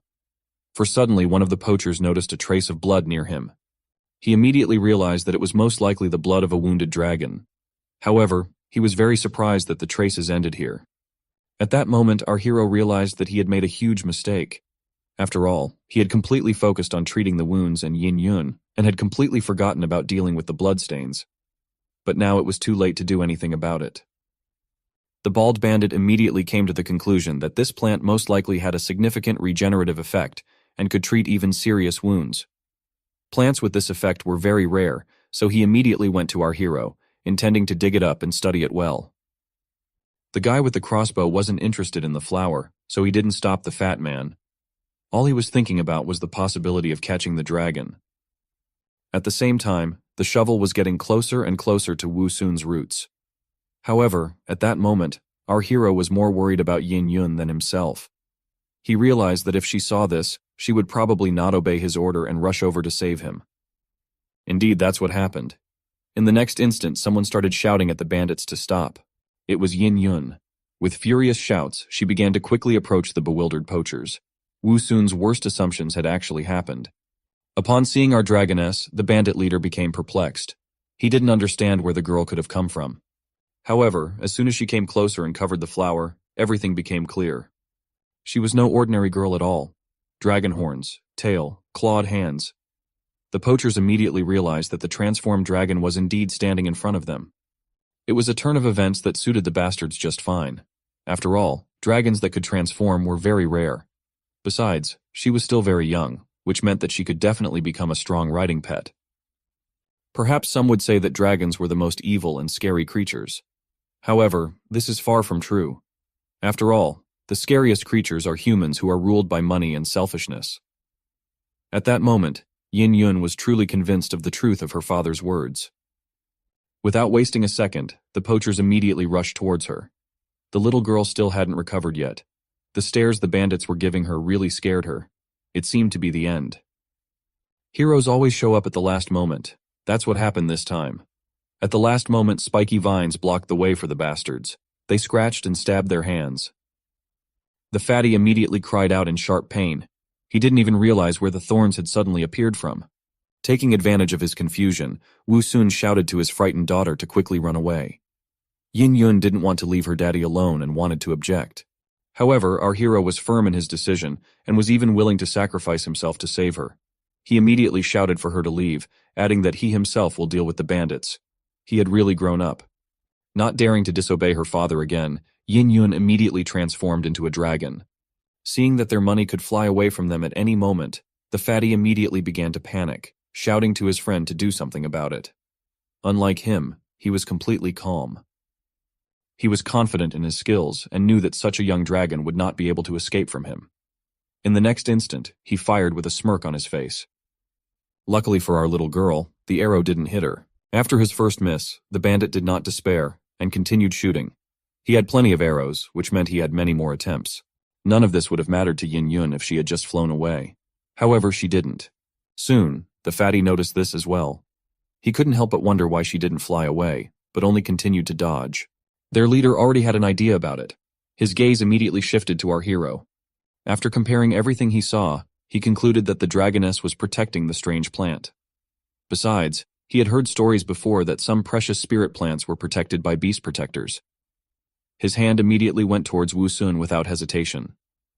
As soon as the fatty heard their leader's words that it could be a spirit plant, his eyes immediately shone. He couldn't believe that they could get a spirit plant that was worth almost the same amount of money in addition to the dragon. In the next instant, the old man's strong hand grasped the stem of our hero. Wu Sun immediately experienced intense pain. However, this was not the worst part. for the old man's plan was something else entirely. Turning to Yin Yun, he gave her a choice with a caustic smile. Either she would come down to them, or her father would die. However, Yin Yun didn't need much time to think about it. With furious screams, she immediately rushed to save her daddy. The old bandit watched her approach with a wry smile. In his eyes, she was just a dumb dragoness that had fallen into his trap. He ordered the guy with the crossbow to take his time and wait for her to get closer. They needed the dragon alive, so he needed to shoot the wings and by no means kill her. However, Crossbowman didn't need to be reminded of that. In his mind, he was as focused and restrained as possible. At that moment, it seemed to the bandits that success was in front of them, and that nothing could stop them anymore. But to their misfortune, Wu Sun didn't think so. Those bastards wounded Yin Yun. After that, they hunted them down and tried to kill them. They tried to lure his daughter out by blackmailing her with his life. They really went too far. Even though he was just a flower now, he was determined to fight. Now that the bandits had gone beyond all boundaries, he wasn't going to hold back. Brutality for brutality. At the same time, Yin Yun continued to approach them at breakneck speed. The fire in her eyes made it clear that she was very angry. But it wasn't that simple. After flying close enough, she was within range of the crossbow and became an easy target. Crossbowman was sure he wouldn't miss. The next moment, however, things didn't go according to plan. Suddenly, his arms were wrapped around a strong, spiky vine. The guy was perplexed. He did not understand where they came from and how he could not have noticed them before. But now it was not important to him, because the biggest problem was that the vines began to prevent him from moving. At first they only hindered his movements, but after a while it was as if they had become intelligent and began to guide his movements. At some point the poachers didn't go according to plan. Looking at the arrow aimed at him, the old man tried to understand how everything had turned out so badly. The guy holding the crossbow couldn't resist the vines that were stronger than he was. But this was far from the end. It was just the beginning of the show. A performance of punishment and revenge on the bastards. The trigger had been activated, and not at all by the bandit's will. Yet there was nothing he could do. All he could do was shout in horror to the old man to dodge. But it was too late. There was no chance that human instincts would be enough to dodge a speeding arrow. Judging by the look of horror on the old man's face, he realized it himself. What happened was what was supposed to happen. The released arrow pierced through the old man's chest. However, the bandits never realized who was the real culprit of all this. The guy with the crossbow couldn't believe what had happened. Before his eyes, his leader had fallen dead to the ground, and the worst part was that it seemed to be his fault. Seeing what had happened, the fat man began to swing his sword and angrily asked what he was doing. But the guy himself would have wanted to know how it happened. All he felt was two vines grabbing his hands, and then the irreparable happened. But even that was far from over. And so, shaking with fear, the bandit realized to his horror that something else was approaching him. With horror on his face, he turned around. It was the same vicious vines that had caused him to kill the leader. Once he wouldn't have given them any thought, but now the mere sight of them terrified him. The fat man who was watching this was also frightened. Although he had seen many different and unusual plants, this was the first time he had seen a living vine. But the one who had a real problem was his friend. After all, the spiky vines of our hero had already managed to reach his neck. More and more vines began to appear from the ground, which bound the guy more and more tightly. Unable to resist such a force, he fell to the ground exhaustedly. While he was screaming and writhing in pain, Wu Sun said in a cold voice that although he couldn't throw him off the ground as Yin Yun would, he could still strangle him without any problem. The guy's skin went goosebumps. Adding to the fear was the fact that he didn't realize who the owner of the voice was. Suddenly, a broken arrow appeared in front of him. Wu Sun intended to let him experience his own weapon. He asked the guy if he recognized this broken arrow. However, it was useless for him to ask such questions. All his thoughts were filled with fear, and all he thought about was who that terrifying voice belonged to. Without waiting for an answer from the mad bandit, our hero shouted in a furious voice that it was the arrow he had shot at his daughter's wing, and which was still stained with her blood. At that moment, Wu Sun's heart was filled with rage. He was like a demon. The very next moment, the same arrow had already stabbed into the guy's stomach. It finally returned to its true owner, who for some reason he wasn't quite happy about it. Following this came the heartbreaking scream of the bandit, but our hero did not pay attention to it. He dared to harm his daughter, so there was no forgiveness for him.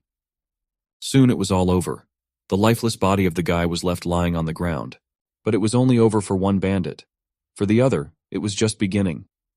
The fat man who'd been watching the whole time had a look of horror on his face. He couldn't believe that their perfect plan had been ruined because of some plant. It seemed to him that he was facing a devil that could devour him at any moment. The idea of digging up a strange flower didn't seem good to him anymore. He found it hard to believe that a flower could do that, but his dead accomplices were good proof of it. But the next moment something even stranger happened. Suddenly the flower turned to him furiously. He called him a fatty and asked why he wasn't avenging his friends. That was the last straw for him. He couldn't understand anything else. It was as if everything around him was just an illusion. Yes, it's definitely an illusion, was the conclusion the fat man came to in the course of his thoughts. To be more precise, he simply couldn't explain it any other way. Deciding that killing the flower would rid him of his illusions, he rushed at our hero in despair. In his opinion, it was the easiest way out. But a moment later, when his sword met with resistance, the fat man realized that this was not the case. He stared at the sword in bewilderment, trying to understand where it had come from. He never would have thought that a flower could be capable of using it. It made him even more certain that it was just an illusion. He swung at Wu Sun with even more fury, intending to end it all here and now. However, his plans were not destined to come to reality. Grabbing the bandit by the shoulders, Yin Yun angrily told him to stay away from her daddy. Here she is, daddy's little girl. In the very next instant, the two of them were already surging into the air. The fatty shouted in fear and anger while Wu Sun wished them a good flight. It was said that after that, the fat man was never seen again.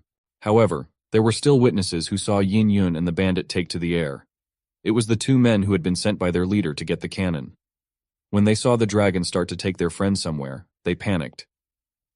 They didn't know what had happened or why the fatty was in this position.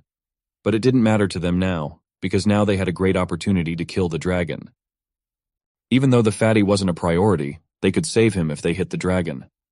Without a moment's hesitation, the bandit lit the fuse. No miracle happened, the fire didn't go out. A moment later, a loud shot rang out, and a large metal cannonball at great speed headed straight to our little dragoness. Dragons have very well developed intuition. Therefore Yin Yun immediately sensed that something dangerous was approaching. When she saw the fiery ball approaching her, the little dragoness froze in surprise. She had never seen anything like this before. Fatty, on the other hand, understood the situation very well. Even though they didn't use the cannon often, he had a very good understanding of what would happen to him if he gets hit by such a projectile. Wu Sun understood this as well. He wasn't interested in what would happen to the fat guy. All he was worried about was his daughter's condition. Even though she was a dragon, even she might not survive. He immediately panicked and started yelling to her to run away immediately. After coming to her senses and realizing the danger, Yin Yun decided to run away. Since the fat man was too heavy and prevented her from moving quickly, she immediately released him. Once he was in a weightless state, he began to scream in panic. However, it didn't last long, because a moment later, the cannonball shut his mouth. A tremendous explosion lit up the sky. It was so strong that Wu Sun couldn't tell if his daughter had escaped or not. A moment later, something flew out of the cloud of smoke and began to fall to the ground. From the silhouette, our hero immediately recognized Yin Yun. He immediately imagined the worst-case scenario and started to panic. The bandits also saw that the dragon was defeated and fell to the ground. They didn't care about the fatty at all, as they had already achieved their goal. They justified themselves by saying that he would have died anyway. They immediately rushed to find the dragon's body. They had originally planned to catch it alive. However, this option also suited them, because even a dead body was worth a lot of money. But as it turned out, our little girl was still alive. Even though she was injured and had a very ragged look, it was not that important. Wu Sun as well as Gecko were very happy that Yin Yun had managed to survive. Now it was important for them to take care of her health. While the gecko was helping the little girl, our hero began to grow medicinal grapes. It was needed now more than ever. Once everything was ready, Wu Sun threw a single bunch into Yin Yun's mouth. This was supposed to help her recover quickly. The wounds on her body began to heal little by little, but it wasn't enough. Our hero didn't have many evolution points left, and they were only enough for one bunch.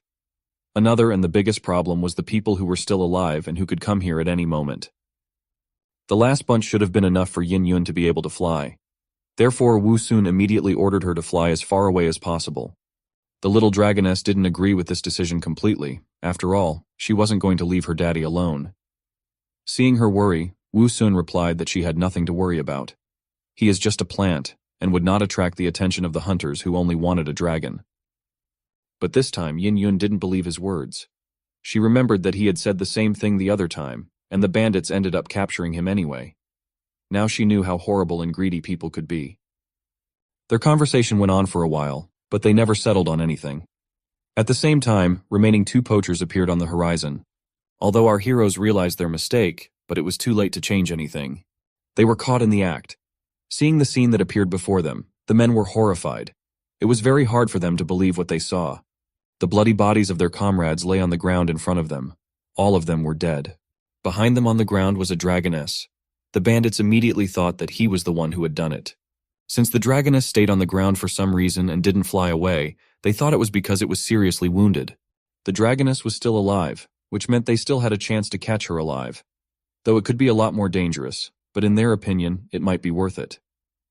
Seeing that one of the bandits had pulled out an object that looked like a weapon, Wu Sun immediately ordered Yin Yun to fly away. She didn't want to leave him, but he was relentless. With tears in her eyes, she still agreed, and a moment later, she flew up into the air. The poachers immediately panicked, for they had never thought that the dragon would recover so quickly and run away. But even in this case, they had a plan. Taking out a rifle, the bandit aimed at Yin Yun. He wasn't going to miss this opportunity, and so in the next instant, a shot rang out. What flew out from the barrel of the rifle was no ordinary bullet. It was a special metal net, which was used to catch powerful creatures like dragons alive. Yin Yun sensed the approaching danger, but it was too late. The metal net completely covered her, giving her no chance to do anything. A moment later, she fell to the ground with a clatter. Although the situation was critical, but Wu Sun didn't panic. He had a plan, and so he ordered Yin Yun to try and crawl towards him. At the same time, the poachers were rushing towards them with snide faces. In their opinion, it was already over, and now they would become rich. Our hero at the same time began to try to cut the net with his sword. But no matter how hard he tried, the metal mesh would not budge. The situation seemed to be hopeless, because the bandits were almost there. But they didn't really have to worry. Everything was not hopeless at all, and the gecko lurking behind a rock in ambush was proof of that. Holding a sharpened stick in his hands, he resolutely signaled to our hero that he is ready. A villainous smile appeared on Wu Sun's face. Everything was ready, and they only had to wait for their victim to fall into their trap. Turning to Yin Yun, he told her to keep calm. He also added that she should now transform into human form in order to get out from under the net. The bandits, on the other hand, rushed forward full of confidence. They didn't even realize that they were no longer hunters. They were prey. A bone spike pierced the man's foot along with his boot. Having accomplished his treacherous mission, our little yellow ninja hurried away to avoid being smashed. The poachers didn't even bother to look under their feet, which was their critical mistake, for which they paid painfully. Now the poor guy could only hold on to his injured leg and scream, while his partner didn't understand what was going on and how that guy could be so inattentive. While they were distracted, Wu Sun had an opportunity to help his daughter, but with his thorns instead of hands, he was afraid of hurting her, so he didn't dare to take the net off her. He only advised her to transform into her human form and take the chance. During her transformation, a wave of energy appeared, which simply threw the net off her. It was the first time the poachers had seen such a trick and didn't understand what had happened. Looking at the empty net lying aside, they didn't understand where the dragoness they had already caught had gone. The prey that already seemed to be in their hands was gone, but only to suddenly attack these failed hunters from above. The dragoness was gone, but a girl appeared, a very angry and bloodthirsty girl. While still in flight, Yin Yun turned back into a dragon, and now she was going to kill those annoying people. The poacher himself didn't understand since when dragons turned into girls and back again, but he didn't have to guess for long. With her powerful paws, Yin Yun threw the poacher to the ground, leaving him no chance to escape. She was very close to biting off his head, but he managed to dodge and she only clenched her teeth. The poor guy desperately begged his partner to save him, and he didn't leave him in trouble. A poacher with a large two-handed sword swung well and was about to chop off Yin Yun's head. He was close, very close to success, but at the last moment his sword was stopped by another sword. An expression of horror froze on the poacher's face. He didn't understand how. How could this poor flower could wield a sword so skillfully? Wu Sun accomplished his mission and distracted one poacher, giving Yin Yun a chance to deal with the other one. She decided to use a proven method that her real mother had already used. Grabbing the roaring poacher tighter, she began to lift him higher and higher into the sky. And his companion too could not resist his opponent, who simply did not leave him no chance. Our flower even had time to mock his opponent and deliver one blow after another. His vines were too flexible and fast and simply left the man with only two hands no chance. Eventually, one of Wu Sun's blows reached its target, and the blood of his opponent sprinkled the clearing. The wounded poacher would certainly no longer be a threat. The poor man was now shivering in pain and could barely stand on his feet. However, it turned out that he was more surprised not by the fact that he was wounded, but by the fact that this damned flower could talk. The guy didn't seem to have a high level of intelligence because he had made the wrong conclusions and overestimated his strength, especially when he was going to tear that flower demon to pieces. The poacher rushed forward to deliver his strongest blow, but Wu Sun had no problem repelling it and even managed to resent that he wasn't a demon, but an ordinary guy who had been reborn into a flower. Where the poacher lacked strength, he decided to use cunning, and after another unsuccessful attack with a sword prepared a dagger behind his back. He immediately threw it at the flower with a cry of "Die, monster!" Wu Sun was a bit unprepared for this turn of events, and said unhappily that his opponent had no goddamn military ethics if he dared to make such a mean sneak attack. Still, our flower had no problem repelling the dagger with his other sword, and now his look was quite intimidating to the terrified poacher who had already realized that he was dead. Not only this flower had a sword, but now he had two. The poor guy was about to run away, wetting his pants. Especially when Wu Sun gently hinted that he had 4 vines instead of 2. He shouldn't have underestimated the plants. Having frightened and puzzled his enemy properly, our flower decided that it was time to finish and took out of the bushes his next tool, a crossbow. That's where the 2 spare vines came in handy. With a vicious smile, he pointed his trump card up at this terrified enemy. The guy was terrified and his eyes bulged, realizing that this was the end for him, because this damn flower surely could shoot as well as he could wield a sword. In the flower's opinion, those who dared to bomb Yin Yun had no right to live, and the shot from his crossbow was accurate. Deadly accurate. The poor guy didn't even have time to scream before his body fell to the ground in a dead weight. The arrow had hit him in the head, killing him instantly. The same fate befell the other poacher, who after a short flight in Yin Yun's clutches was now testing the laws of physics on his own skin, checking whether the acceleration of free fall is really 9.8 meters per second. Unfortunately, a resounding smack on the ground put an end to his short-lived research, and only a cloud of dust rose into the air. When it dissipated, it was clear that the poor guy had not suffered for long either, and had also died in peace as quickly as his comrade. Yin Yun immediately descended lower and started flying in circles around Wu Sun, congratulating her daddy on his victory. Gecko also ran out from his hiding place in the bushes to celebrate the victory. He kept shouting how powerful the boss and his daughter were. Wu Sun was also happy for the victory, but realized how close they were to defeat, and was having a hard time catching his breath after the battle. He would gladly not participate in such battles anymore. When everyone had calmed down, our flower suggested cleaning up the battlefield and all the corpses so that the smell of blood wouldn't attract any more trouble. Predators, humans, dragons, and anything else could come to the smell of blood. So the corpses definitely needed to be removed. The only remaining question was how. Yin Yun was the first to have a simple and effective idea. She suggested to just eat these bad guys. But Wu Sun was not at all enthusiastic about such an idea. Cannibalism was not in his plans. So he suggested that it would be better to throw these corpses away, and he explained that the meat of these bad guys tasted disgusting. This news was very sad for Yin Yun and the gecko. They wanted to eat the bad guys so badly, but Daddy had forbidden them for reasons they didn't understand. Suddenly looking around the clearing, Wu Sun was horrified by what he saw. There were 3 attackers, and there were only 2 bodies in the clearing right now, and the body of that crazy old man had disappeared, leaving behind only a puddle of blood and a lonely arrow. Now Wu Sun was as furious as always that things weren't going according to plan. The damn old man didn't want to die, and the arrow in his chest wasn't enough to finish him off. He took advantage of the fact that no one was paying attention to him and prepared his revenge. They say revenge is a dish best served cold, but this was not the case. The old man had loaded the bombard and was already lighting the fuse, shouting for the monsters to go to hell. He was going to use the bombard to blow all those little rascals to pieces. Everything was happening too fast, and our flower barely had time to react. However, not much depended on the speed of his reaction anyway. He could not run away. Yet he was willing to sacrifice himself so that Yin Yun and the gecko could escape. There were only a few seconds left before the fuse would burn out. The daughter didn't want to leave her daddy, but he insisted, and she finally agreed. And putting the gecko on her head, she soared high into the sky, where the bombardment couldn't reach her. But the crazy old man didn't even try. His main target was the hated flower that nearly killed him. The cannonball fired from the bombardment was now flying straight at Wu Sun. He wasn't going to resign himself to fate so easily, and was going to fight even in this situation. In an attempt to stop the cannonball from flying at him, he threw the net in front of him that the bandits were trying to tie up Yin Yun with.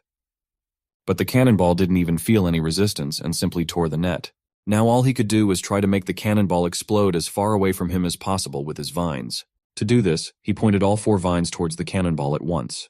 Now the life or death of our flower was decided in the next few moments. The cannonball collided with the bundle of his thorny vines and exploded with a loud boom.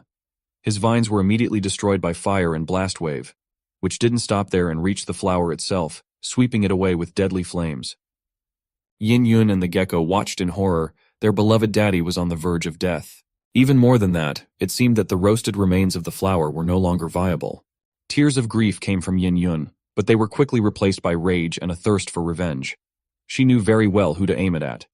On that crazy old man who was now rejoicing that he had managed to kill at least one monster. Yin Yun swooped down on him from above with her open, toothy mouth, determined to tear him to pieces.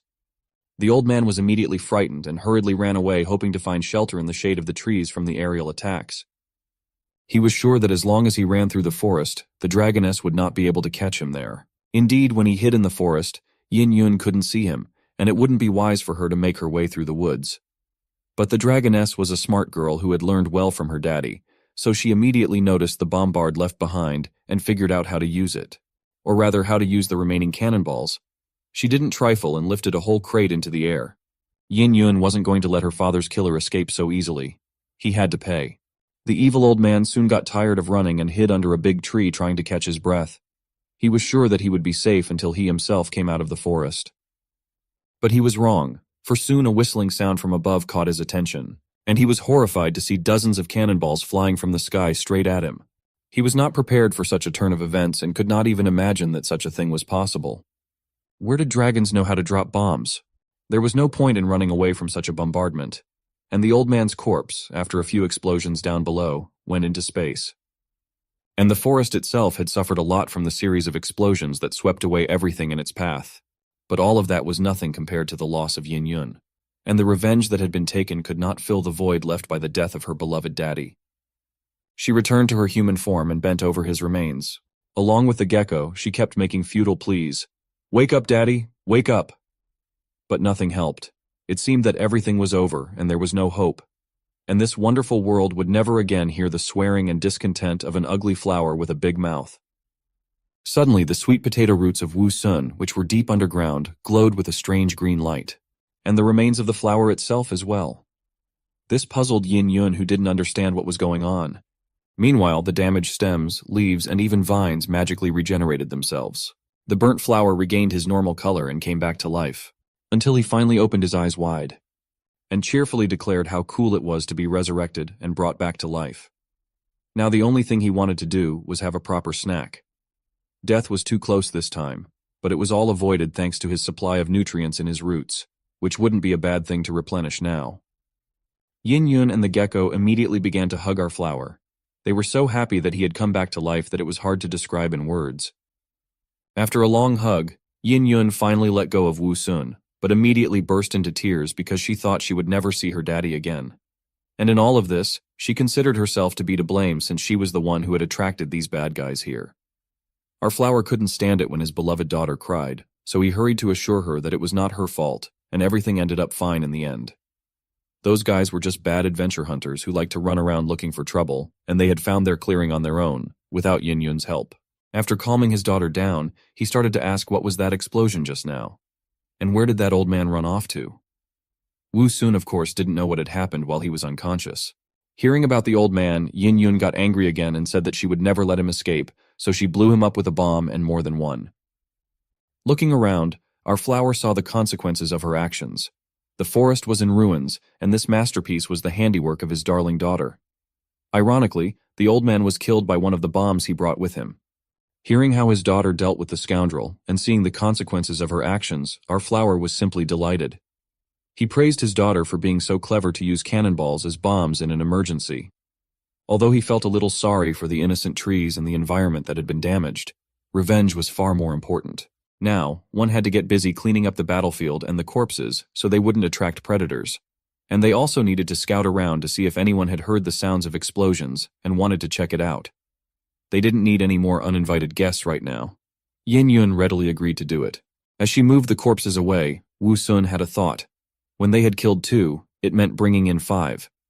Now that 5 were dead, they would definitely send an even bigger and better equipped squad to look for them. They had to get out of here soon. Otherwise, our little flower would never get a peaceful rest. The number of humans would only get bigger and bigger until one day he couldn't handle them, and he would be trampled and burned, and Yin Yun would be put in a cage or killed as well. If he could walk, they would all get far away from here together. As it is, he's stuck in the ground with no way to take a step. Wouldn't there be some way to move? If there was a suitable flower pot somewhere, then Yin Yun could carry him anywhere. Inspecting the battlefield, he stopped his gaze at the useless pile of scrap metal that the bombard had become after all the gunpowder and cannonballs ran out. If only there was a way to get our flower out of the ground and into a suitable container. Finally, an ingenious though obvious idea struck Wu Sun. Looking closely at the barrel of the bombard, he realized that it was shaped very much like one of the flower pots he had seen in his mother's greenhouse. All he had to do was work a little on the barrel of the cannon to make one, and it would be a flower pot just like it. In Wu Sun's opinion, the idea was brilliant. The main thing was to climb into the muzzle of the cannon and cover his roots with earth. And then Yin Yun could take him far away from here. There, in a new place, he would be able to find fertile soil with lush trees and a water source nearby. In such an ideal place, he would once again ask Yin Yun to transplant him into the open ground from the pot. However, there was one thing about this plan that he was a little embarrassed to remember.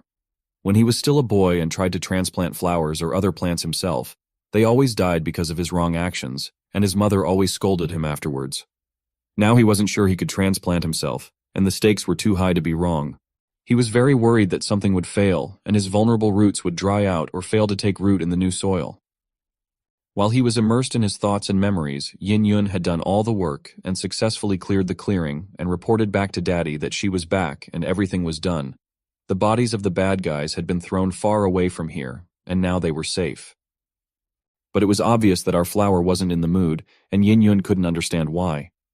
They had just defeated 5 enemies together. They should be happy and celebrate, not sad. There was no point in keeping the hidden threat that appeared after defeating the 5 adventurers. So our flower tried to explain in all colors that humans would not ignore such an incident and would send more people to find out what happened to their comrades. Therefore, it wasn't safe to stay here now. Then the frightened Yin Yun asked what should they do. The solution was simple. They just needed to get far enough away from this place so that these people's comrades couldn't find them anymore. Hiding was a risky and unreliable option, so Wu Sun didn't even consider it. After Yin Yun heard his intentions, then she had a logical question. He is a plant that needs to be in the ground all the time. Where is he going to go, and most importantly, how? After all, he doesn't even have legs.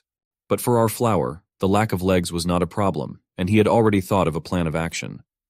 Yin Yun only needed to take the cannon off the wooden cart and bring it closer so that Wu Sun could work with it.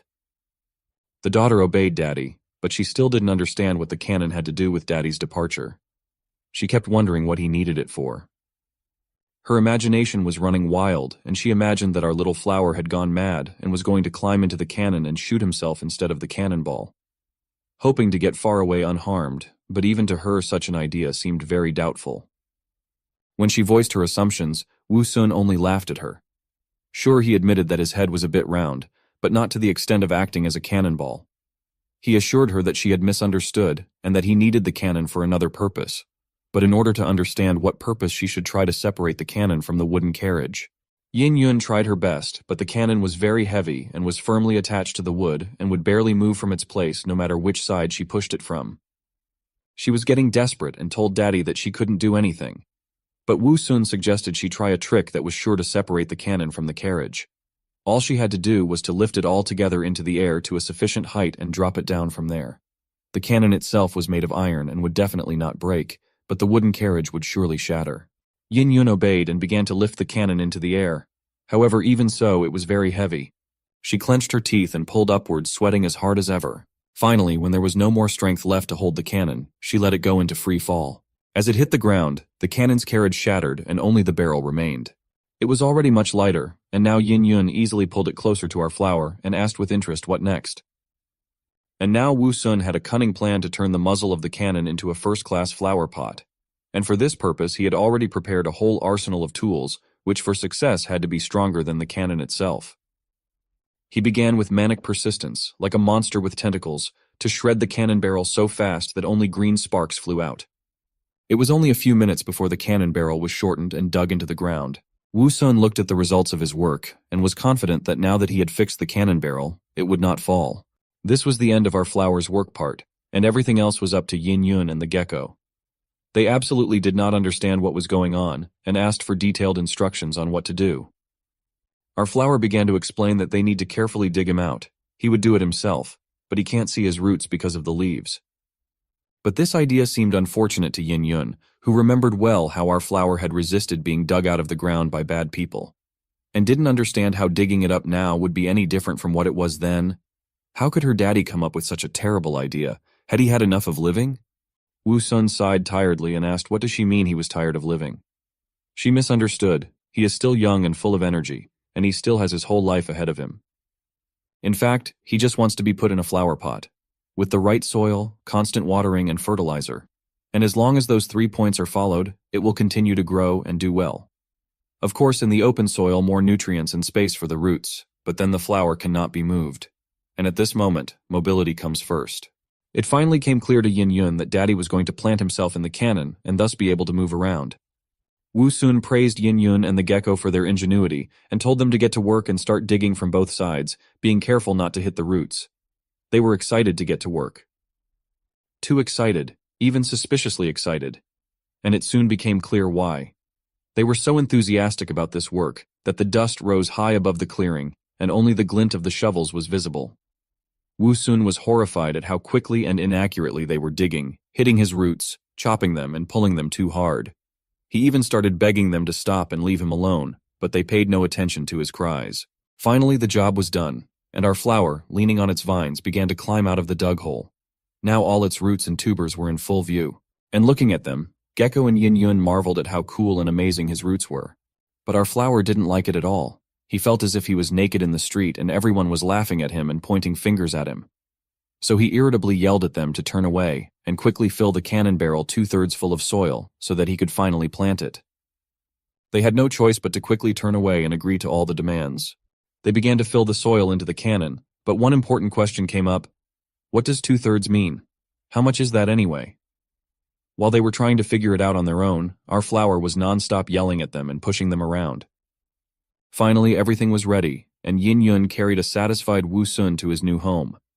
He asked to just throw all his roots into the pot, and with everything else he would manage and arrange them so that he would be comfortable.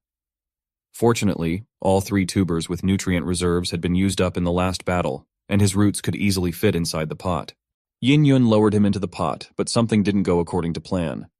They didn't figure out how much is 2/3 of the soil and only poured in a little bit, and when our flower was lowered into the pot, he fell to the bottom. Wu Sun immediately began to lament that they had poured so little soil that he felt as if he were imprisoned at the bottom of a well. When Yin Yun tried to get him out of the cannon, there was another problem.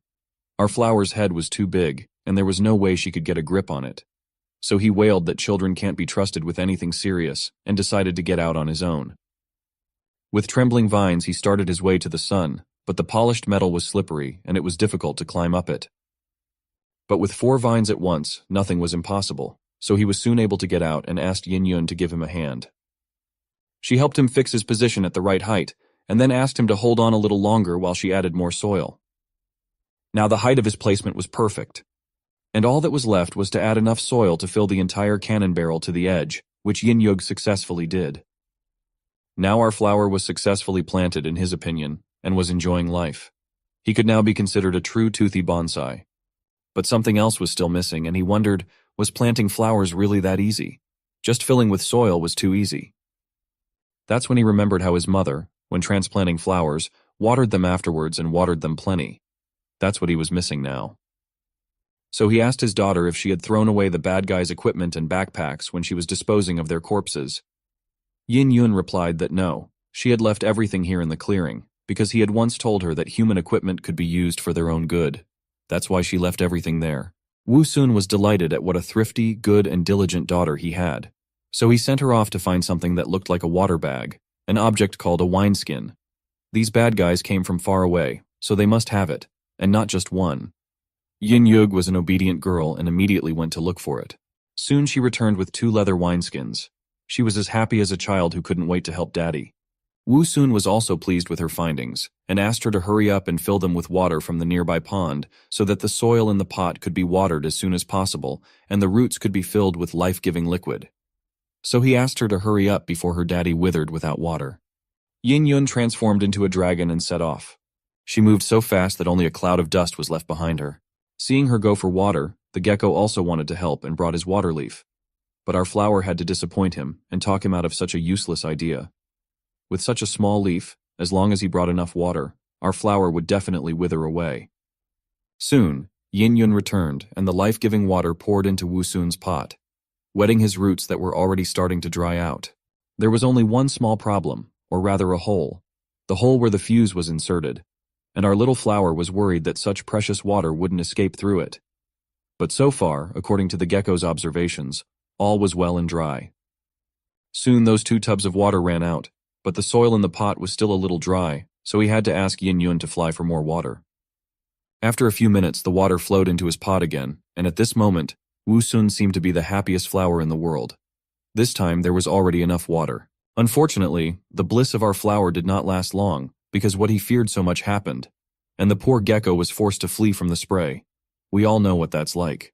And our flower knew exactly what it looked like from the outside, so he irritably shouted to stop staring at it and don't even dare to laugh. It's not what it looks like. And he's actually stopped wetting the bed since he was 6. Luckily, such an inconvenience quickly passed, and all the extra water poured out. This problem was replaced by another. Wu Sun felt as if he had moved from a huge mansion to a small room.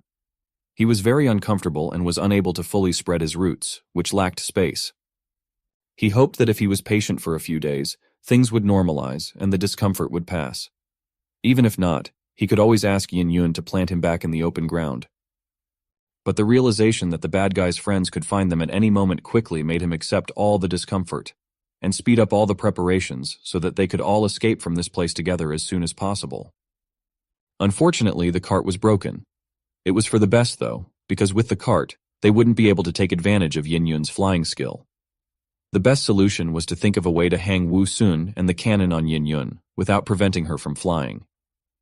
And looking at the backpack he had in his hands, a brilliant idea occurred to him. To use his vines as the straps of the backpack to turn the cannon into a strange backpack that would be stable and wouldn't restrain Yin Yun's movements in flight. All that remained was to figure out what to do with all the equipment and weapons that were being sculpted in the clearing right now. They could be very useful in the future, because the more equipment you have, the more protection and preparedness for the most unpredictable situations. But everything in the backpack would not fit. Wu Sun ordered Yin Yun to bring all the items that were left behind by the bad guys so he could take everything with him on the journey. She was a little shocked at how he was going to take it all with him, but she obeyed anyway. There were a lot of items, just too many. However, this did not bother our flower, for he was as greedy as he was ugly. That day, Wu Sun was clearly on a roll, and he had brilliant ideas one after another, so he quickly thought of a way to take everything with him. He decided to simply attach all this stuff to his cannon with straps. Now he began to explain to Yin Yun how to do everything right and attach all the equipment he needed to the cannon, and the good girl was happy to help Daddy. Now our little flower was no longer unarmed, and his heavily armed shadow towered over the clearing. There was room for everything, even a long sword, and the crossbow and arrows too. Now Wu Sun felt that with all this equipment he had become a heavily armed flower with a big mouth, and now all enemies should tremble at the sight of him. Now that Wu Sun was growing in the pot, these sensations transported him back in time. He felt like a monster from the game for some reason. Suddenly his musings were interrupted by the sound of rumbling that came from Yin Yun's stomach. In all this time, neither of them had eaten, so it was no surprise that the little dragoness was very hungry. Smiling awkwardly, she asked if the gecko and Wu Sun were hungry, then added that she was going to go hunting. This was just in time, since they had just experienced a big battle, and they all needed to recover their strength. But Wu Sun also warned Yin Yun about the possible danger, as they didn't know for sure if the bandits still had accomplices. Even though Yin Yun was a majestic dragon, she still obediently listened to her father's instructions. Therefore, she replied that she wouldn't act carelessly. Looking after his daughter as she flew away, our hero said to himself that he should try to work even harder on himself. This battle perfectly showed that he was still very weak. he must continue to open chests and accumulate evolution points. As the experience of the last battle showed, the grapes played a key role and literally turned the course of the battle. The same was true for the healing sweet potato roots. In addition, 4 of its vines were used to weave a backpack, and only by growing a 5th vine could he deal with unforeseen troubles. In addition, although the space in his new pot was tight, he definitely needed to save a few root potatoes. They had a long journey ahead of them, and since they didn't know what they would be facing, they needed to prepare thoroughly. This situation reminded him a lot of his mom packing his backpack for a trip. Back then, he had thought she had worried too much, but now he understood why she did it. Besides, he was a father now, and that meant responsibility. He couldn't afford to mess up. Suddenly his musings were interrupted by the corpse of a hyena falling to the ground. Yin Yun had already returned from the hunt, which meant it was time for a delicious lunch. After a while, the whole family gathered around the makeshift table to regain their strength. For the first time today, they were finally able to eat in peace and chat happily. While everyone was eating, Ruhua was sunning himself on the chest as usual. Once everyone had eaten, Wu Sun said to give him the remaining pieces of meat. He was going to use them to replenish his supply of nutritious things in the roots. After receiving the pieces of meat, our hero began to do what he had planned, namely to absorb the nutrients from the meat and direct them to himself in the root. After a moment, however, he regretted his greed. After all, his pot was quite tight, which made his large roots very cramped. The sensation was not pleasant. It was as if he was wearing swimming trunks that were several sizes smaller than necessary. Our hero's only salvation was the chests, from which he could get something that would ease his suffering. This time, he wasn't even going to draw lots, and in a hurry, he shouted to Ruhua to open them all one by one. Today, Wu Sun was really unlucky as only evolution points dropped out of all the chests. Being in a bad mood, he immediately attacked the system spirit with complaints. Ruhua, instead of excuses, began to calm him down, saying that not all was lost, because there was still the last chest. As usual, the chest glowed with a bright golden light, while the system had already sent a message of congratulations. It was because the gene of a B-level plant called Baobab had dropped out of the chest. Shocked by this pleasant surprise, Wu Sun began to read the information about the gene. First of all, both stems and roots could be modified. This gene made the trunk thicker, and consisted of a special wood that was perfect for storing water. This gene was especially effective during the rainy season, as it allowed it to absorb water and use it during droughts. Our hero was already familiar with this tree, for the gecko had walked on water to one just like it. It was a very useful gene to him, but he was curious as to why it had as many as 2 fusion sites. The answer to that question was quite simple. It was all for aesthetic appearance and beauty. It wouldn't be very pretty if our hero had a very thick trunk, which is why the system provided such a choice. After imagining this picture in his mind, Wu Sun couldn't help but agree with the system spirit's words. In the end, he decided to merge the gene with the roots as they didn't affect his appearance at all. After a few moments, Ruhua began the fusion. Everything was successful, and our hero managed to get the gene he needed. However, although he had gotten it, he didn't know how to use it yet. Fortunately, he had a system spirit, who kindly explained that in order to store water, it first had to get somewhere. It wasn't raining, and there were no other ways available to our hero to get the right amount of water. So the only solution was to ask Yin Yun to bring it. Fortunately, the hunters had a few water wineskins. Taking them, the dragoness immediately went to fetch water. As soon as she returned, Wu Sun immediately started testing his new gene. He couldn't wait to learn his new abilities. Even though he couldn't see what was happening underground, he could still feel the new root forming. Except that unlike the others, it held water. With the new root, however, the cramped feeling that he was getting a little used to returned.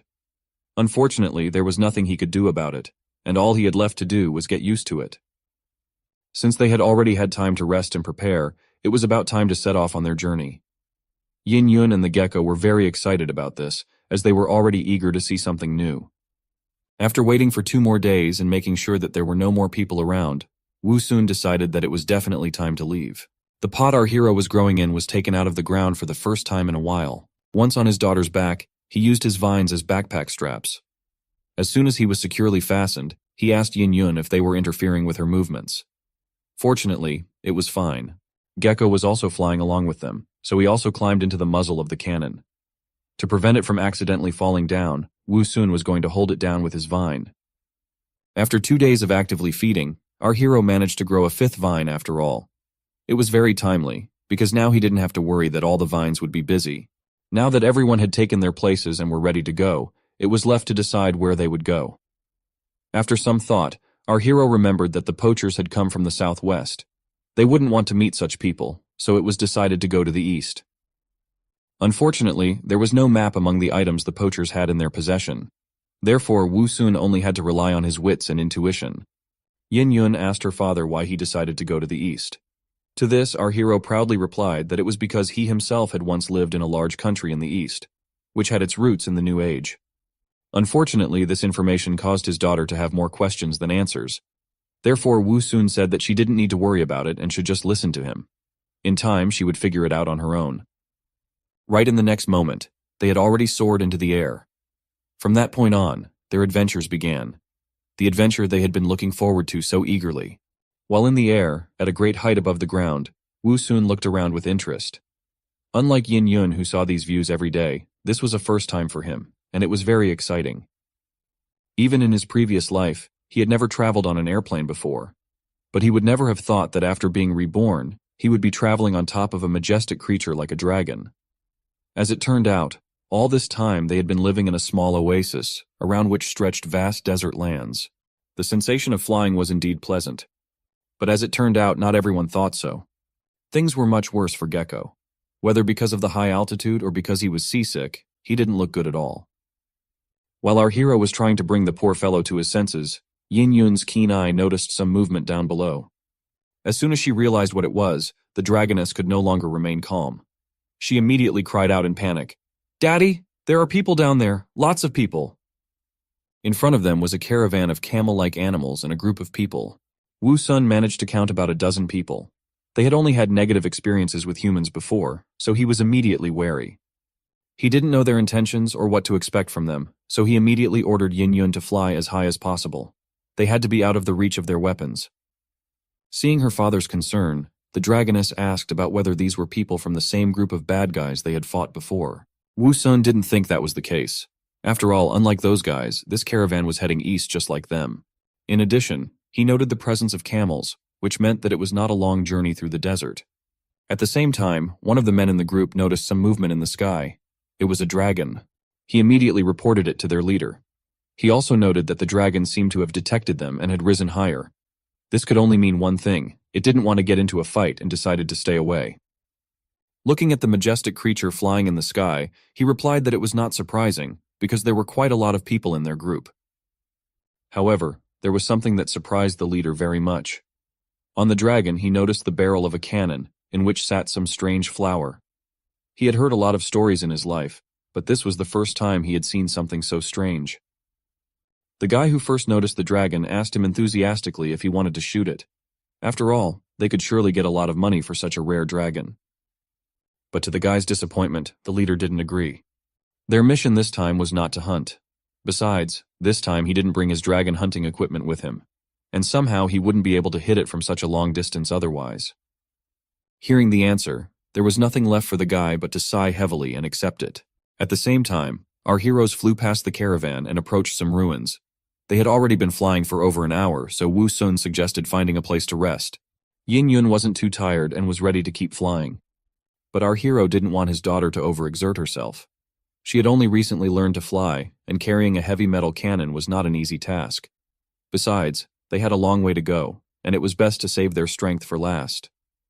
After looking around, Wu Sun decided that the best place to rest at the moment was the ruins. As soon as they descended and stepped on solid ground, our hero asked Yin Yun to find some rocks to prop up the cannon barrel. In just a few moments everything was ready and our hero could now sit confidently in his pot. At last they could rest after such a long flight. Gecko, who was afraid of heights, was particularly excited about this. Yin Yun, on the other hand, was not going to waste any time and announced that she was going to go hunting. While they were flying, she managed to spot many animals in the area. They could use some food, but Wu Sun was primarily concerned about her daughter's condition, so he suggested her to take her time and rest a little longer. In the next instant, a squeak was heard nearby. After that, the head of an animal appeared from around the corner. It was just what they needed. Even though the animal was small, they didn't even have to go anywhere. Wu Sun immediately told the others to be quiet so as not to scare it away. However, it didn't seem to notice them at all, and continued to run around carelessly looking for something.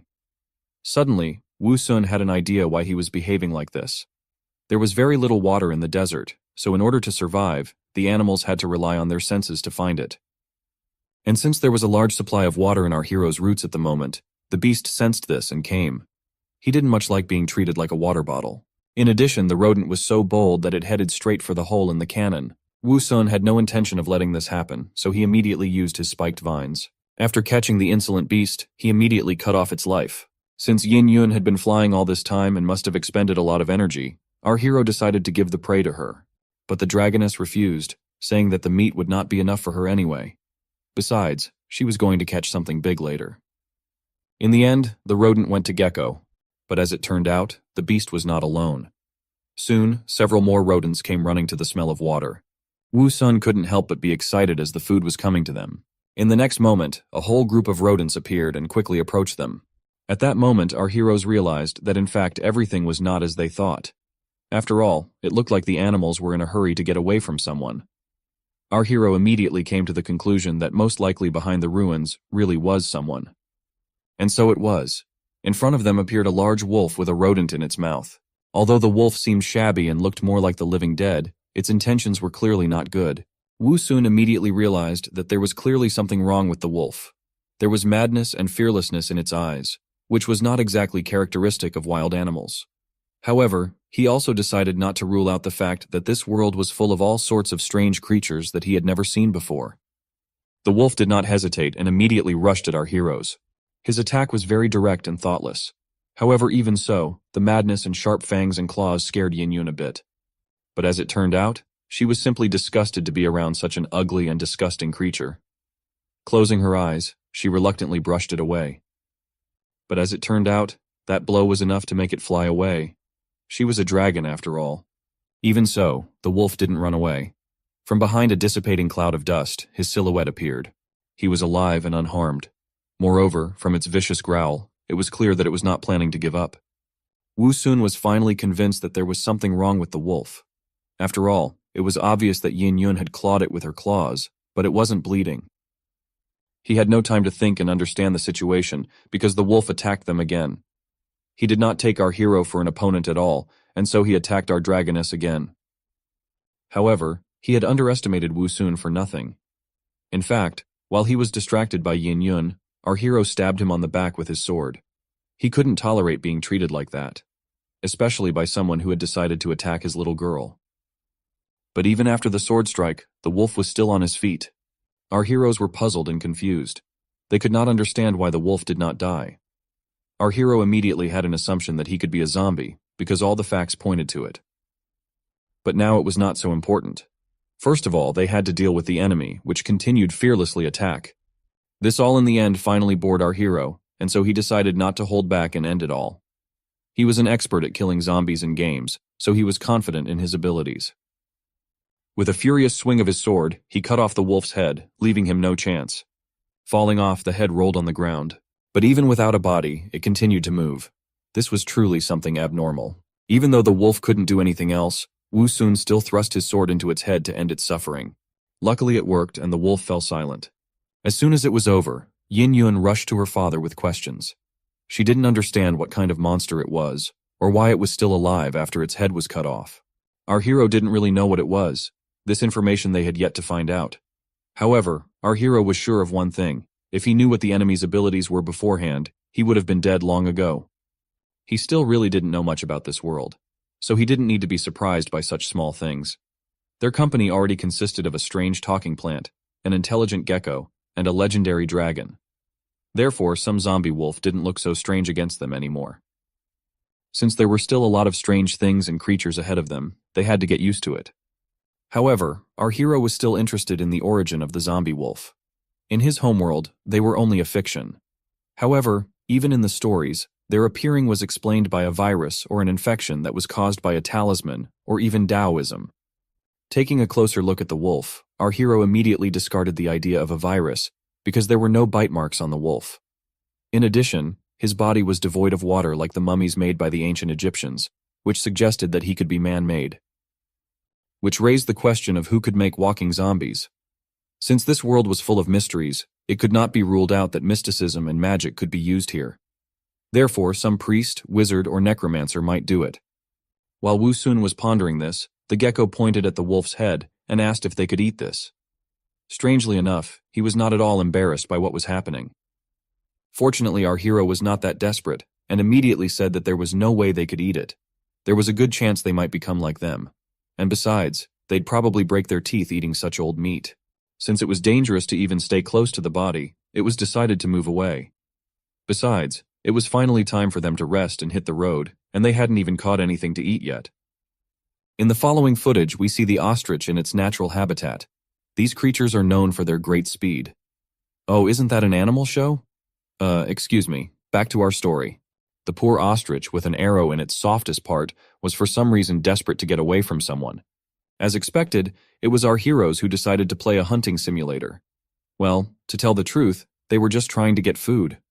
So far, it hasn't worked out so well, because the first arrow didn't do much damage. Realizing that it would be very difficult for him to hit at this distance, Wu Sun asked his daughter to fly closer. Listening to her daddy, Yin Yun immediately flew up close enough to hit the target for sure. In the next second, the arrow was already heading towards its target at a tremendous speed. It was a headshot, instant death. The bird only had time to open its mouth, while its cry never had time to escape. The skills from the games were really paying off. With a loud noise, the ostrich's body fell to the ground. It was really quite an easy and successful hunt. Everyone immediately started praising our hero for his accurate shot. They still hadn't been able to rest and eat properly before, but now they would finally be able to do so. As soon as they lowered to the ground, Wu Sun immediately started giving out orders on what needed to be done. Since they were planning to rest and eat a bit in the area, he told the gecko to bury it in the ground.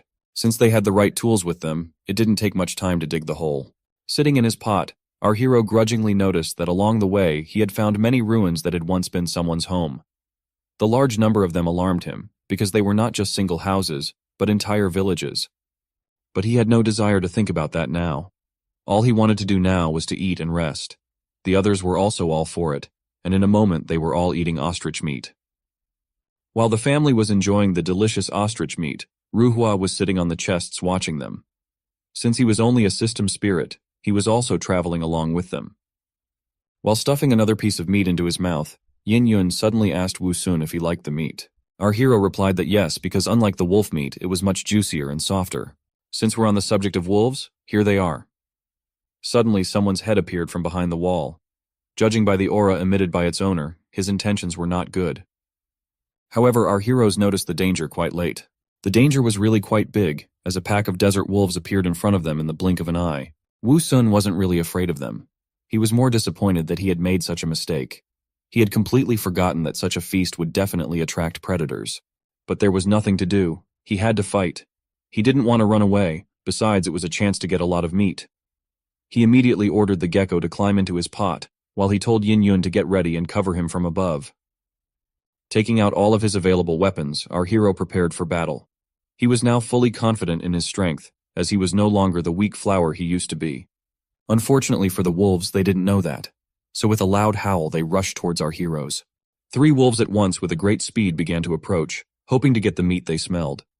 Unfortunately for them, there was no meat. All that was there was an arrow, which Wu Sun immediately fired at the first wolf that appeared. The arrow hit the target, causing the victim's heart to stop beating in an instant. However, the death of their comrade had no effect on the others. They continued to run, hoping to get rid of the offenders. Our hero was also ready to fight.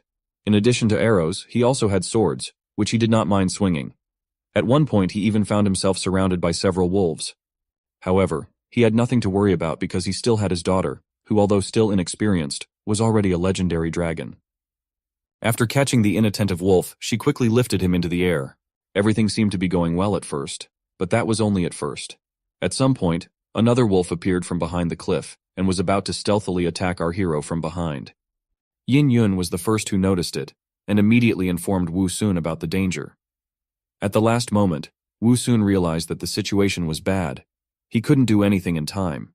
He realized that it was his fault for being too careless. Time seemed to slow down, and the question arose in his mind. Is this the end? Luckily for our hero, that wasn't the case. Either out of panic or she had planned it that way, Yin Yun threw the wolf down. And when it landed, it fell right on top of the wolf, which almost caught up with our hero. In any case, it was a very accurate hit. Wu Sun immediately praised his daughter, because she had just literally saved his life. But there was no time to rejoice in their victory, because the wolves were still alive, and that meant the battle was on. Our hero immediately struck where the wolves stay. However, they were not so easy, and were able to come to their senses and dodge his attack. The wolves did not plan to give up, but our heroes did not plan to run away. As practice had already shown, their duo was very effective and coordinated. But the wolves also had a trump card up their sleeve. Their leader raised his head and let out a long howl. Their advantage wasn't strength or anything else. Their trump card was quantity because they were a pack. In addition, wolves were very famous for their teamwork. Yin Yun was a little intimidated by such a large number, while Wu Sun still planned to give battle. At that moment, his eyes were burning like never before, and he was ready to use all his abilities to win. But suddenly something alerted the wolf leader. An unforeseen situation in the middle of a battle wasn't good sign. While the others continued to hold the line and watch the actions of our heroes, the leader and another wolf stood in the rear defense, where the danger was coming from. This was a very unexpected turn of events. Even though Wu Sun didn't see what was happening there, it wasn't hard to guess that the wolves were attacked from behind. But the biggest question was what kind of creature dared to provoke a pack of wolves. After a moment, everything became clear. The pack had been attacked by other desert wolves, and immediately the slaughter began. But it wasn't that simple, because these were no ordinary wolves at all. They were zombie wolves. Our hero was shocked by what was happening. He thought that the zombie wolf was a rare case, and they were just unlucky to meet him. But as it turned out, it was very common. Zombies weren't just wolves, though. Soon a few more creatures appeared on the horizon. As it turned out, the foxes were also infected. Even Wu Sun was frightened, as something really abnormal was happening in the wilderness. At one point, it even seemed to him that the zombie apocalypse had arrived. But even that didn't end the surprises. Not far away from them, a clawed hand appeared from behind a wall of ruins. And no, it didn't belong to an animal. It was a zombie man, who resembled a zombie from the game Plants vs. Zombies. Standing up to his full height, he immediately let out a fierce roar. But his introduction did not last long, because in the next moment he rushed at the first uninfected wolf. The appearance of the zombie man was a great surprise to Wu Sun. He had hoped until the last moment that he wouldn't see them. However, he now began to understand why there were so many ruins in the desert. After all, it looks like it was because of the virus that all the people could turn into dead people. While our hero was pondering this, the zombie man kept biting harder and harder into the poor wolf's body. And just like that, in an instant, the hunter turned into prey. In his past life, Wu Sun had seen quite a lot of zombie movies. In them, the infection was transmitted in different ways, and one of them was infection through blood. So watching all of these, he couldn't help but wonder what would happen to the wolf, and whether it would turn into a zombie. After finishing with the wolf, the zombie stopped. As if it had lost all interest in him, it began to rise to its feet. However, he did not stand still for long. In the next moment, it rushed towards the other uninfected wolves. They were frightened and shocked, because they couldn't understand at what moment they had become someone's prey. At the same time, the wolf that had just been killed by the zombie rose to his feet. He was now a zombie as well. He no longer had the ability to think straight. He had only one desire: to kill. Now he no longer paid attention to the fact that he was attacking his kin, and that he was mercilessly biting into their throats. The uninfected wolves were confused and did not understand why their comrades suddenly began to attack them. Our heroes watched it all with horror on their faces. They had no desire to interfere. Our hero had a hard time believing that what he had once seen in movies and games was happening right before his eyes. However, they couldn't be only spectators. After all, the zombie did not stop at the wolves and began to approach them. There was nothing else they could do, so they were going to fight. Taking out his blade, Wu Sun began to swing it furiously in an attempt to finish off the zombie. He was used to the zombies in games and movies being dumb, and dealing with them one at a time was not a problem. However, things were different here. The zombie man was quite agile and dodged his blow. Seeing this, our hero realized that everything would not be as easy as he imagined. However, he did not plan to give up. With even greater fury, he began to strike the zombie, which came closer and closer. But as it turned out, it was no use at all. In an instant, the zombie was right in front of him. Wu Sun knew what the problem was. His opponent had very rough skin and hard flesh.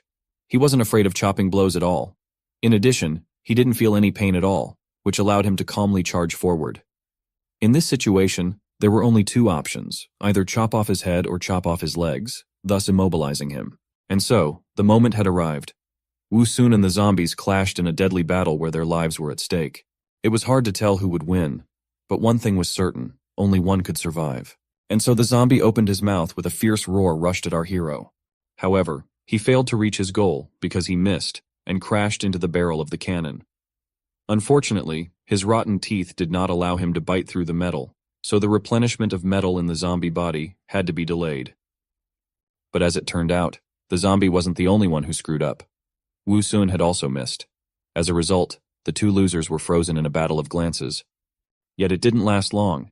In the next instant, the frightened scream of our hero was heard, as well as the furious roar of the zombies. The reason for Wu Sun's frightened cry was quite simple. There was no way he wanted to become a zombie flower with a big mouth. Because of his self-confidence, Wu Sun had greatly underestimated his opponent, and he immediately paid for it. After reaching him, the zombie clutched at his leaves. Fortunately, it was only leaves and nothing more. In the end, our hero was hardly even hurt.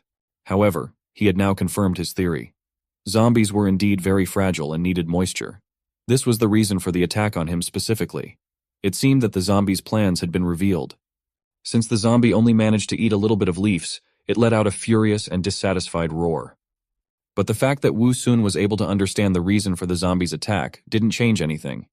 After all, he was still in a desperate situation, one-on-one with the zombie. In addition, this time the zombie did not touch his leaves, but immediately clawed at his head. Our hero was once again very careless. To his horror, he began to feel the one gradually absorbing his moisture. Wu Sun began to panic, so he could not cope with it on his own. Luckily, he had a dragon daughter who immediately rushed to his aid. Grabbing the zombie, she started trying to pull him away from her daddy. However, the zombie clung to our hero so tightly that he didn't let go even when they started to rise into the air. All the while, Wu Sun continued to scream desperately. It was the first time in a long time that he felt so horrible and helpless. The moisture was continuously being sucked out of him, and on top of that, his stem was threatening to burst at any moment under such a heavy load. Heroes do appear at the last and most important moment. This time that hero was a gecko, which everyone had already forgotten about. Even despite his fear of heights, he fearlessly grabbed an arrow and stuck it in the zombie's eye. As it turned out, it was quite effective. Once the zombie relaxed its grip a bit, Wu Sun decided to take this chance. He instantly drew his sword with the intention of finishing off the zombie. The sword was more effective than the arrow, and did much more damage. As a result, the zombie let our poor hero go. Luckily, this blow was enough to finish off the walking dead. He fell to the ground with a clatter, and the fire in his eyes faded. It seemed to our heroes that it was all over. They began to ask each other how they were feeling. Wu Sun had indeed suffered the most in this fight. He felt as if he had been squeezed dry. Flying over to them, Yin Yun also inquired about her daddy's well-being. However, even one look at him was enough to realize that he was clearly not all right. Fortunately, it wasn't really that bad. He had admitted it himself. After all, he just had some water sucked out of him and a leaf torn off. These injuries were far from fatal. Wu Sun had a couple of useful abilities that allowed him to recover in a matter of seconds. Just a moment later, our hero was fully recovered. He was truly pleased with how useful his skills were. Yin Yun also praised his miraculous roots, the effect of which was even better than her dragon regeneration. But their conversation was interrupted by a noise. As it turned out, the battle between the zombies and the wolves was far from over. From the beginning, the wolves had somehow managed to cope with the waves of zombies, and had even managed to maintain almost all of their numbers. However, things got really bad when a zombie bit their leader. Though his pack members tried to help him, they weren't very good at it. The zombie continued to suck the life out of the wolf. It seemed like this was the end for the pack. Wu Sun himself understood the consequences. If the leader turned into a zombie, the rest of the pack members would most likely turn into zombies as well. Besides, if he was leading an organized group of zombie wolves, it would be much harder to fight them. Having come to these conclusions, our hero decided to help the wolves. After all, as they say, the enemy of my enemy is my friend. Wu Sun also decided to choose between the two evils, who would be easier to fight in the future. In the next instant, the arrow was already heading towards its target at a great speed. Our hero was quite a good archer, so he was able to hit the zombie in the head without any problems. But as it turned out, it was not enough to kill it. From a great distance, the arrow could not get to the brain. Fortunately, as it turned out, it didn't matter. The arrow was able to distract the zombie and make it let go of the wolf leader, and that was enough for him to come to his senses and break free. The wolf did not plan to stop at the release, and so immediately jumped on the zombie from the back. It was a very good and effective solution. Thanks to this, the arrow pierced through the zombie's head, thus ending its suffering forever. For some more time, the leader held the zombie tightly. He already had experience with the living dead, which made him want to make sure it was dead for sure. Even after some time, the zombie did not give any sign of life. This meant only one thing: their victory. Standing on the defeated enemy, Akela let out a victorious howl. Our heroes were also happy about this small victory. Wu Sun was delighted by the sharp mind of the pack leader. At first glance, one would think that he had knocked down the zombie and driven an arrow into its head by accident. But our hero knew that this was not the case.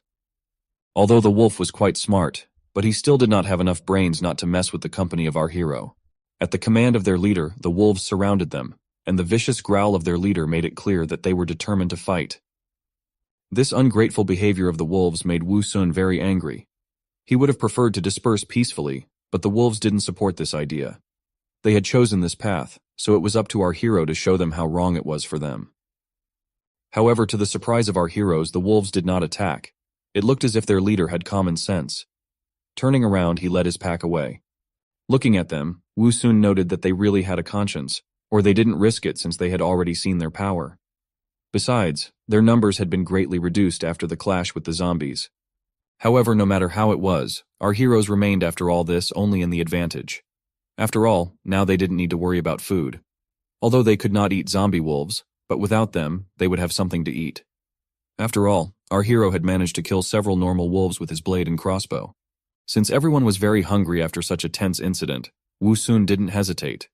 He told Yin Yun to retrieve the arrows from the corpses so that he could use them next time.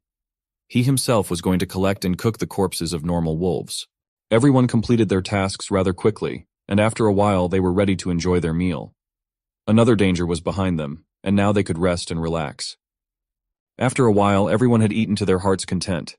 Even Wu Sun, who could hold a lot thanks to the roots, refused to continue eating. After eating so densely, they still had a few corpses left. Since they could no longer hold much more now, Yin Yun offered to take them with them on the road. However, this was not the best idea.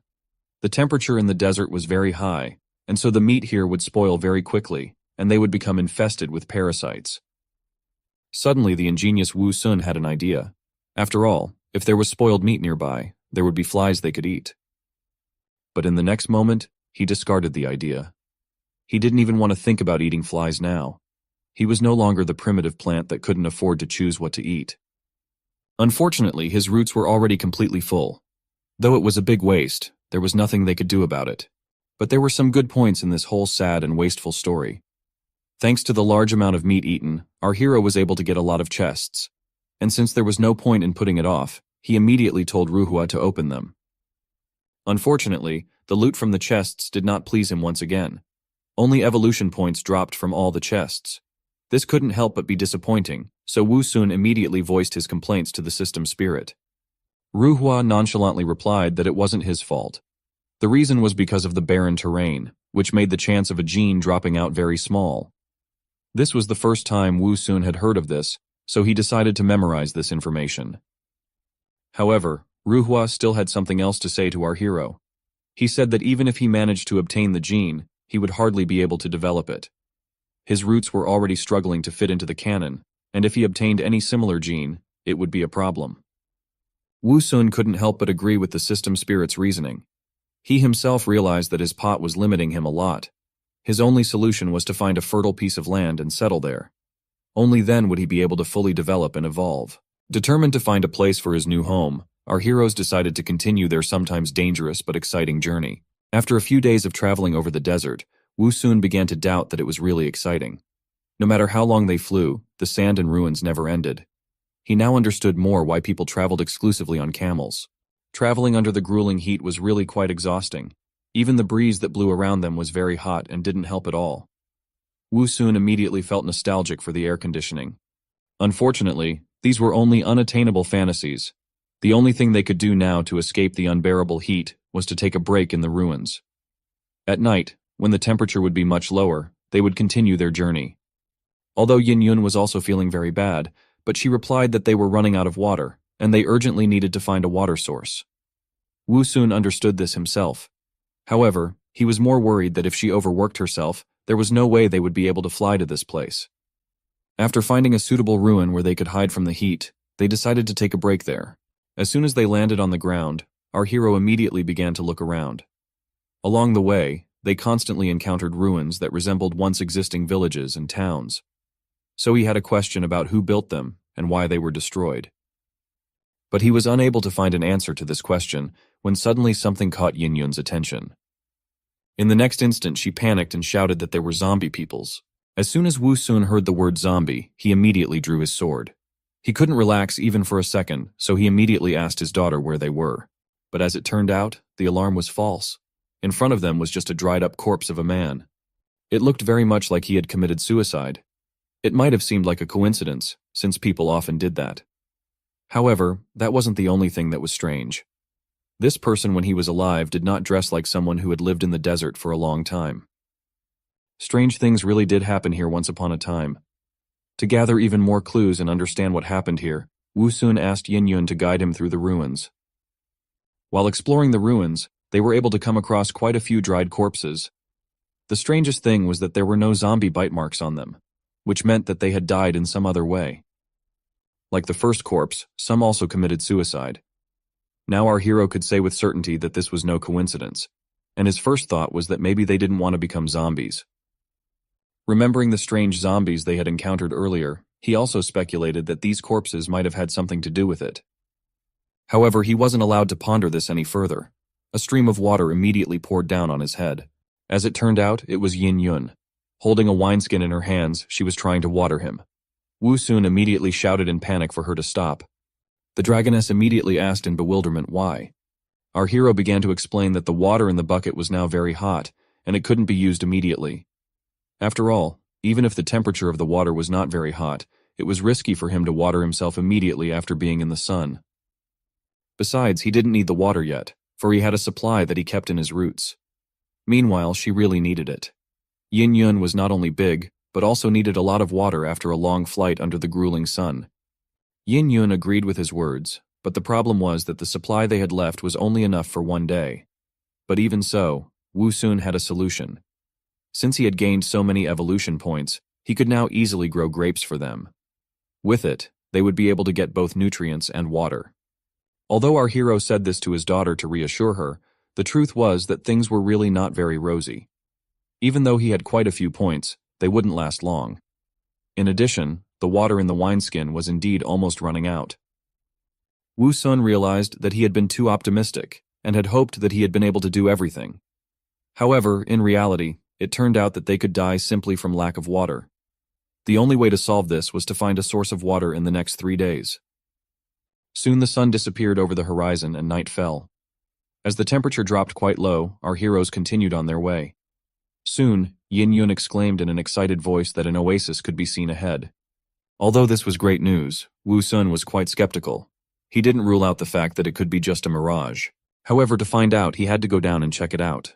At the same time, there was a dead camel lying on the ground in the middle of the oasis. As it turned out, it had not died a natural death. It had been killed by a large unknown black creature for which it was just lunch. At some point, the creature sensed something and looked up. It couldn't help but notice Yin Yun flying by. The mysterious creature was a black dragon.